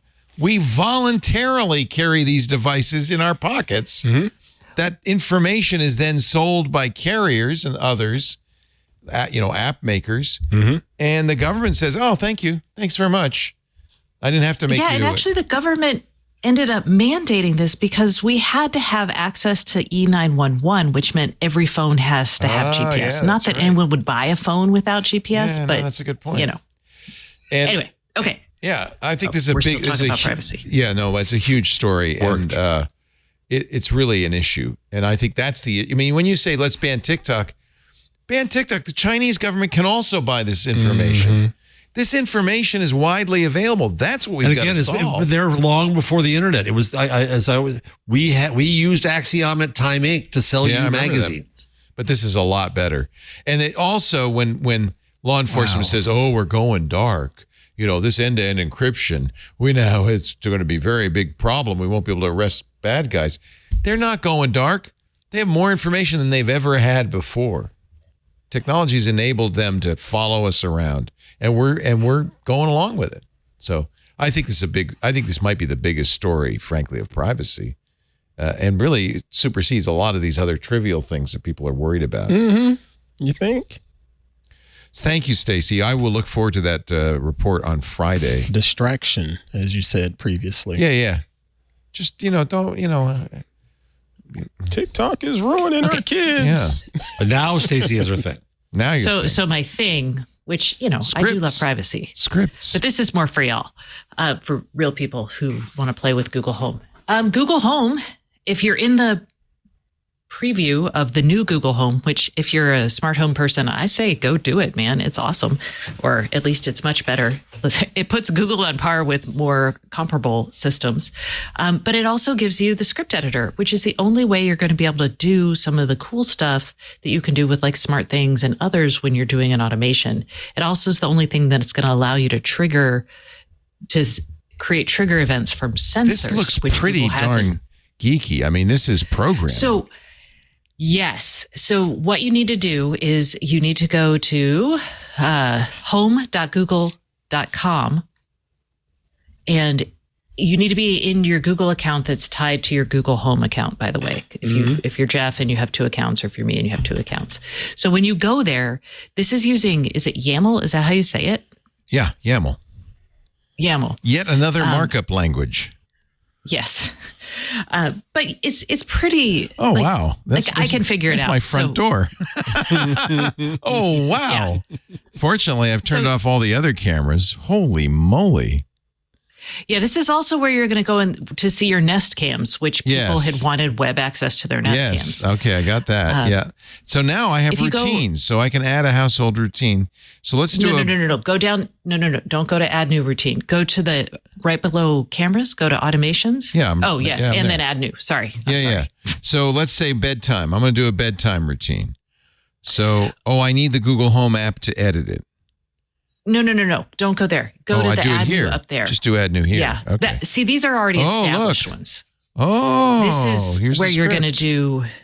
Yeah. Okay. Okay. So this is really coding. But is this like basic, or is this something? It's YAML, which means it's a markup language. So you have to know some things. My cousin going to be able to figure this out? Yeah, you're going to be able to figure it out. We could do this. Maybe not. I mean, I'm going to figure it out, and I don't really code. I don't code at all. But you can figure out, because you're like TV, front door. It's what you've named your devices. That's what you're going to be using to create it. It also has autocomplete. So if I click here, so it's like I can choose IDE. from, it's kind of an IDE. I can choose from, assistant event, OK Google, or doorbell press, or so forth. So I can respond to a doorbell press here. When the doorbell press happens from the front door, and that was all auto-filled, and there's certain conditions here, and I can, see what those are. Like when sun sets. Yeah, and the sun's down. If my doorbell rings after midnight, then release the hounds, that kind of thing. Excellent. Yeah.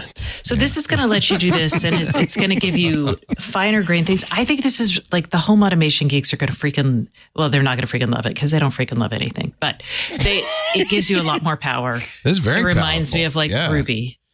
You can. Are they a grumpy bunch?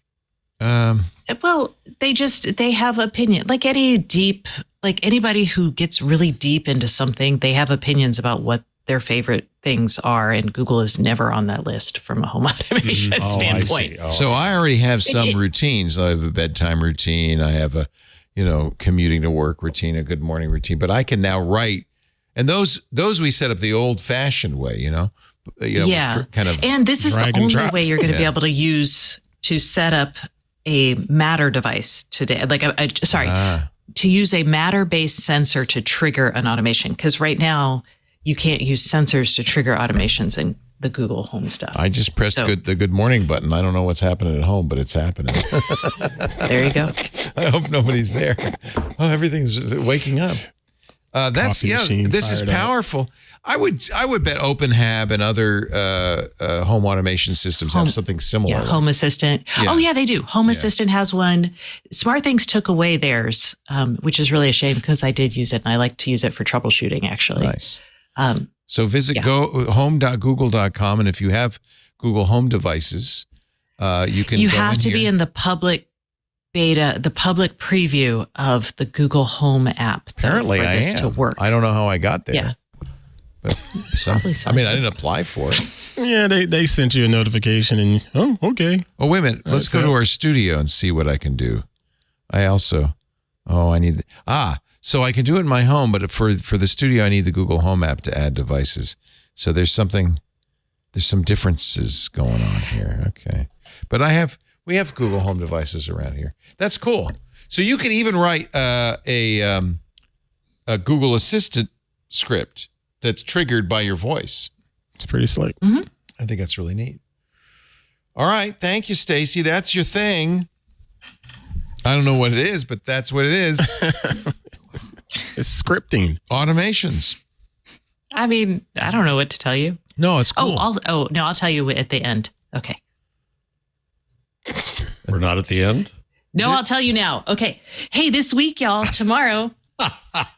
What? My podcast, I mentioned the moon one, the guys building the LTE network on the moon. So if you're into space and all of that, you can find out how like radiation affects it's finally going to come software. out. It's coming out tomorrow. So. Yay. You also have an article about Microsoft's IoT coding language device script. Oh, yeah. That's actually really cool for people who want to build on Arduinos. This is even more powerful. Yeah, look at this. Well, yeah, that's for controlling Arduinos without having to use like a derivative of C++. Right. It lets you use JavaScript basically, or device. Yeah, it's like a Java. So tomorrow, listen to Stacy on IoT, the podcast. Find out how they're putting cellular technology on the moon. That's crazy. Boys and girls. LTE on the moon. StacyOnIoT.com.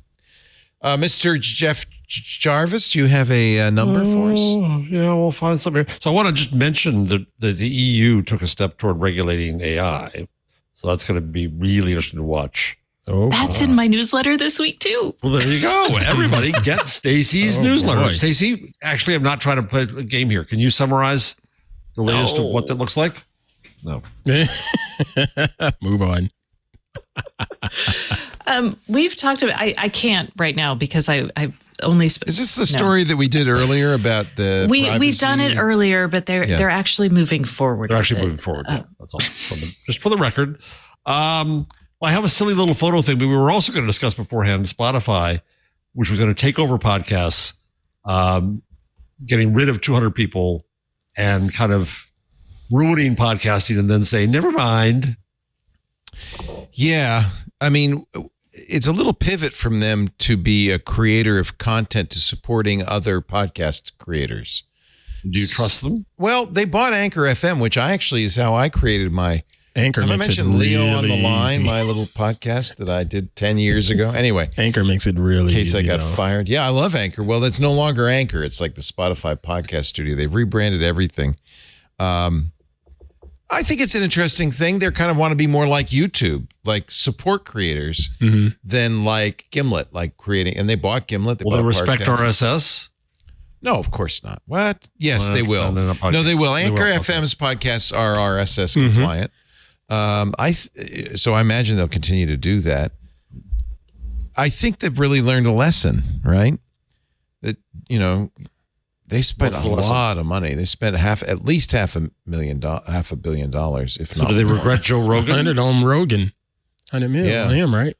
Yeah. Caller Daddy was $60 million over 3 years. They bought The Ringer.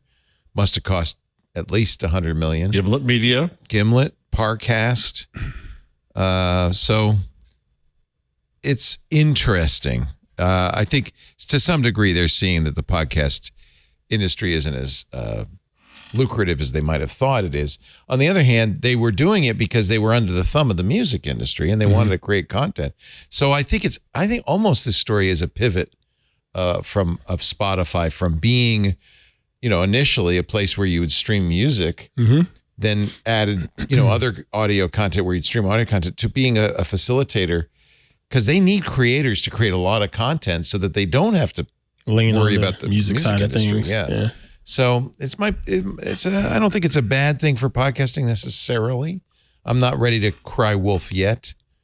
We'll see. I mean, I certainly will if it turns out. We get one immediate benefit. We've been paying for a service that Spotify bought called Pod Sites. They've rolled it now into Spotify ad tech, and it's free. So we were paying, it was expensive, but some advertisers did demand it. So we were using it, and now we can get it for free. So that's huge. We've been talking to Libsyn about direct ad insertion. We use Megaphone, which is a Spotify company right now, also expensive. We're very interested to see what they do with Megaphone. If they drop the price of Megaphone, that will be a huge deal for us. So it could be very good for us in the long run. We'll see. And then down in my pics, I put in a little photo thing for Mr. Ant. A camera squared on one space in the sky, and then you get the sense that Earth is in fact rolling around in space. 24 hours of Earth rotation. Well, what? That just turning the camera upside down. I know. This kind of looks cool.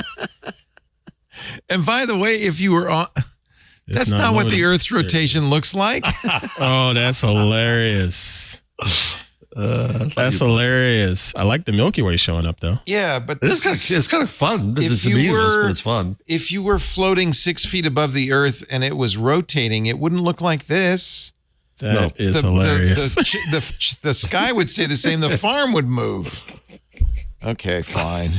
Never mind. Touche, Mr. Jarvis. 4 hours of the camera's rotation. Touche.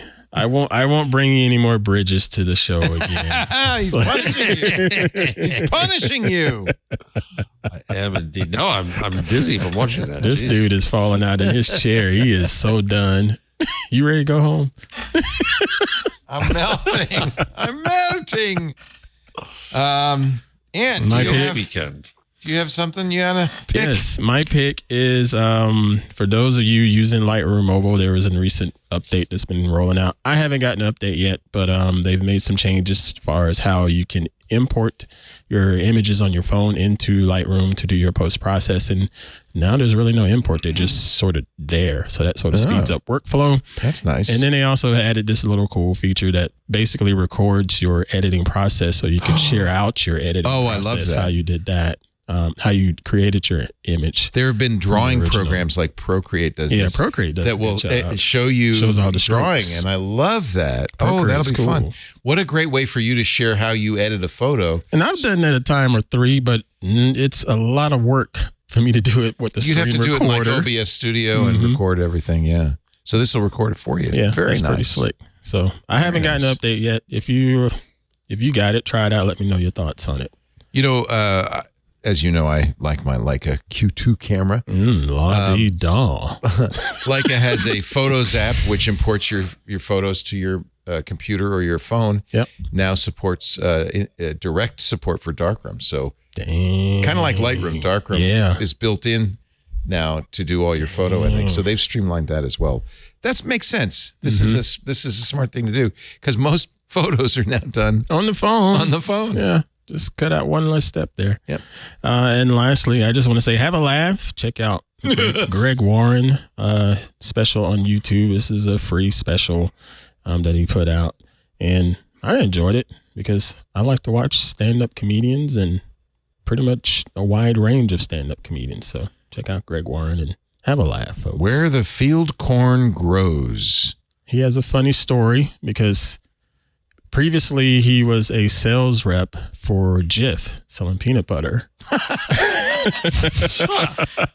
What'd you do before comedy? I sold peanut butter. Sold peanut butter. So he'll do about 20 minutes just on peanut butter. So yeah, go check that out. It's funny because it's true. Because it's true. Did you ever put peanut butter on your forehead so you could cut your dog's toenails? That would be no, sir. It seems to be a popular trope on TikTok. I'm just saying. Well, thank God this is over. And we talked about Google today, dude. Did I just say that out loud? I was just thinking it. But I like that I'm not the person doing this. This feels real good This to me. dude, Thank he's you. so ready to go I'm trying to home. get you out of your thing. I got to go home and have a appreciate it. stroopwafel. And the bourbon.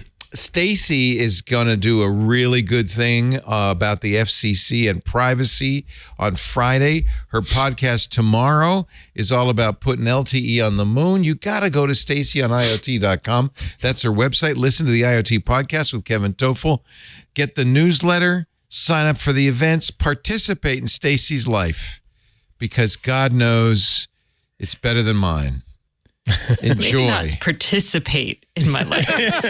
Like, participate in the content that I'm Last thing creating. the introvert wants to hear. No, you know what? I really, I know. I love it because Stacy for so long has been a journalist working for great publications and stuff, and she's doing it on her own now, and I think that's really fantastic. Kicking ass. And I think it's everybody who loves you should support it. Yes. And support your efforts because this is what everybody wants to do. This is the future of journalism. Yeah, I hope so. They do. Your audience is like really awesome. They Good. pop up all It's the not time. mine. It's yours now. Yay, y'all. I give it to you. Thank you, Stacy. Jeff Jarvis, golly, this guy, he may look like, what was it? The New York, was it a New Yorker? A New Yorker comic? cartoon. New New Yorker cartoon. But he's actually alive and living and teaches journalism. He's the director of in fact, he's prestigious director of the Town Heights Center for Entrepreneurial Journalism at the Craig Newmark Graduate School of Journalism at the City University of New York. Also the author of a fabulous book, which he cannot stop plugging, called The Gutenberg Parenthesis. Only once this time. It comes out this month. We have to have a big party on the 29th. What are we going to do? Help me. I'm going to be in England promoting it on the 5th of July, so I'll be gone that week. Oh, no. Yes, it will be. Oh, is it? What's the website? The Gutenberg parenthesis? Just GutenbergParenthesis.com. Oh, I left out the N in parenthesis. I know it's long. Yeah, it's hard. No. And I had 2 T's in Gutenberg. Oh, and there's a E in That's Gutenberg. Yeah. Sorry, Jeff. Parenthesis is hard to Steve spell. Gutenberg. There we go. I got. No, that's. I wrote the Gooter. Should I send Andrew your way? The potential I URL. wrote the Gutenberg. There it is. The Gutenberg. And you can get it right now. And Jeff, you don't care where people buy it from. Amazon, Bloomsbury, Blackwells. Bloomsbury has a discount. Amazon will have a discount. Blackwells, I love, has a discount. Yeah. And they'll ship it for free. I have to put a BYND books link. I forgot to put that up. I have a confession. I finally ordered your book, sir. For the last several weeks, I keep telling myself I need to order this book. And I never think to do it. As soon as the show goes stop recording, it just sort of slips my mind. So I finally just ordered it today during the show. Thank you, sir. I don't like I'm to grateful. do stuff like this during the show, but I was like, I can't forget. So just order the day. Well, I do Twitter during the show. It's Yeah. $29.30. And I chat on the Discord, so Wow. Well, That's all I try to do. I try to That's all right. I just bought it, so it's fine. I don't care. I want to have it so that even though you won't be here, we can hold it up and we can eat cake. Thank you. Wear Yeah. funny hats. Thank you. Says mine will be here on the 30th. Yeah, very excited. And you're going to be out I'll and be about in San promoting it. Francisco on July 25th at the Commonwealth Club doing a talk on it. Can we Then get you coming up the show to? on the Can we get a 26th. car for you to drive up and visit us? Or Yeah, so we're going to come up with the 26th. I'm in the calendar. oh, awesome! You're stuck with me. Dinner's on me. That'll be great. Oh, that's great. But dinner would be great. Yeah. Thank you, Jeff. Aunt Pruitt, /Prince. Get the prince because Order he's a a prince among men. Order a print. He's on hands-on photography. Watch this week is going to be a big one. What time? We try to get it out the door roughly. Oh, you don't let people watch you do it, do you? No, I don't do it live. So subscribe. But just Twit.tv/Hop. subscribe. We Yeah. try to get it out the door. Mr. Victor is such a dadgum good editor, and he makes it all pretty and sound good. So we try at about 3 p.m. Pacific on Thursdays. on Thursdays. Try. Tomorrow. Okay. On the Twitter _Pruitt. But what's bigger though is tomorrow is our Club Twit fireside chat. This is really where Ant shines. He has done such a great job with the club. He's our community manager. Tomorrow, 9 a.m. Pacific, Sean Powers from Floss Weekly. Yep. Stacey's Higginbotham. No, that's not. Oh, we've got a book club coming up in a week or two. The 29th, better get reading on the Terraformers from Anna Lee Newitz. That's her newest. I hear very good things about it. I won't comment yet, but go ahead. It's coming back to that capitalism mutual aid type kind of conversation. And I really want to thank Ant because he has put together a very exciting interview with Hugh Howey, the author of Wool, which is the basis for the Apple TV Plus hit Silo, just renewed for a second season. That show is so daggum good. Very exciting. Man. So 1 o'clock Pacific on the 29th, Hugh Howey in conversation with Ant Pruitt. Again, this is club only. The bourbon-fueled Inside Twit After Hours is on the 14th. Rod Pyle is on the 27th. That's both of July. There's obviously. A correction. There's going to be bourbon. There's going to be scotch. There's probably going to be some of that synthetic alcohol. Yeah, because we got to get rid of that crap. Jeez, that stuff is awful. If you are not yet a member of Club Twit, it's not too late. You can join. It is very affordable. $7 a month gets you ad-free versions of all of our shows, gets you access to the Discord where lots of stuff happens. It's kind of, like behind the velvet rope. You got all those events. We've got shows we don't put out otherwise. We only put them out for the club. Hands on Macintosh with Micah Sargent. Hands on Windows with Paul Thurrott. I think the biggest, newest launch is Scott Wilkinson's Home Theater Geeks. This Week at Space started in the club. It's one way we can develop new shows and bring them out because your $7 a month pays for all of that. Podcasting is struggling, but the future, I think, of what we do is with you. If you like what we produce and you want us to keep producing it, it's not a lot of money, a latte or two a month, $7 a month, but it makes a huge difference to us. Twit.tv/Club Twit. There's also an annual plan, family plan, and corporate plans as well. And for everybody that's currently members, feel free to tell others about it. Say, hey, check us out. Spread the word. If we can get everybody in the club, it really will be the future, I think, for what we do. Future, yep. Clearly what needs to happen. Thank you, Stacey. Thank you, Ant. Thank you, Jeff. Thank you especially for listening and watching.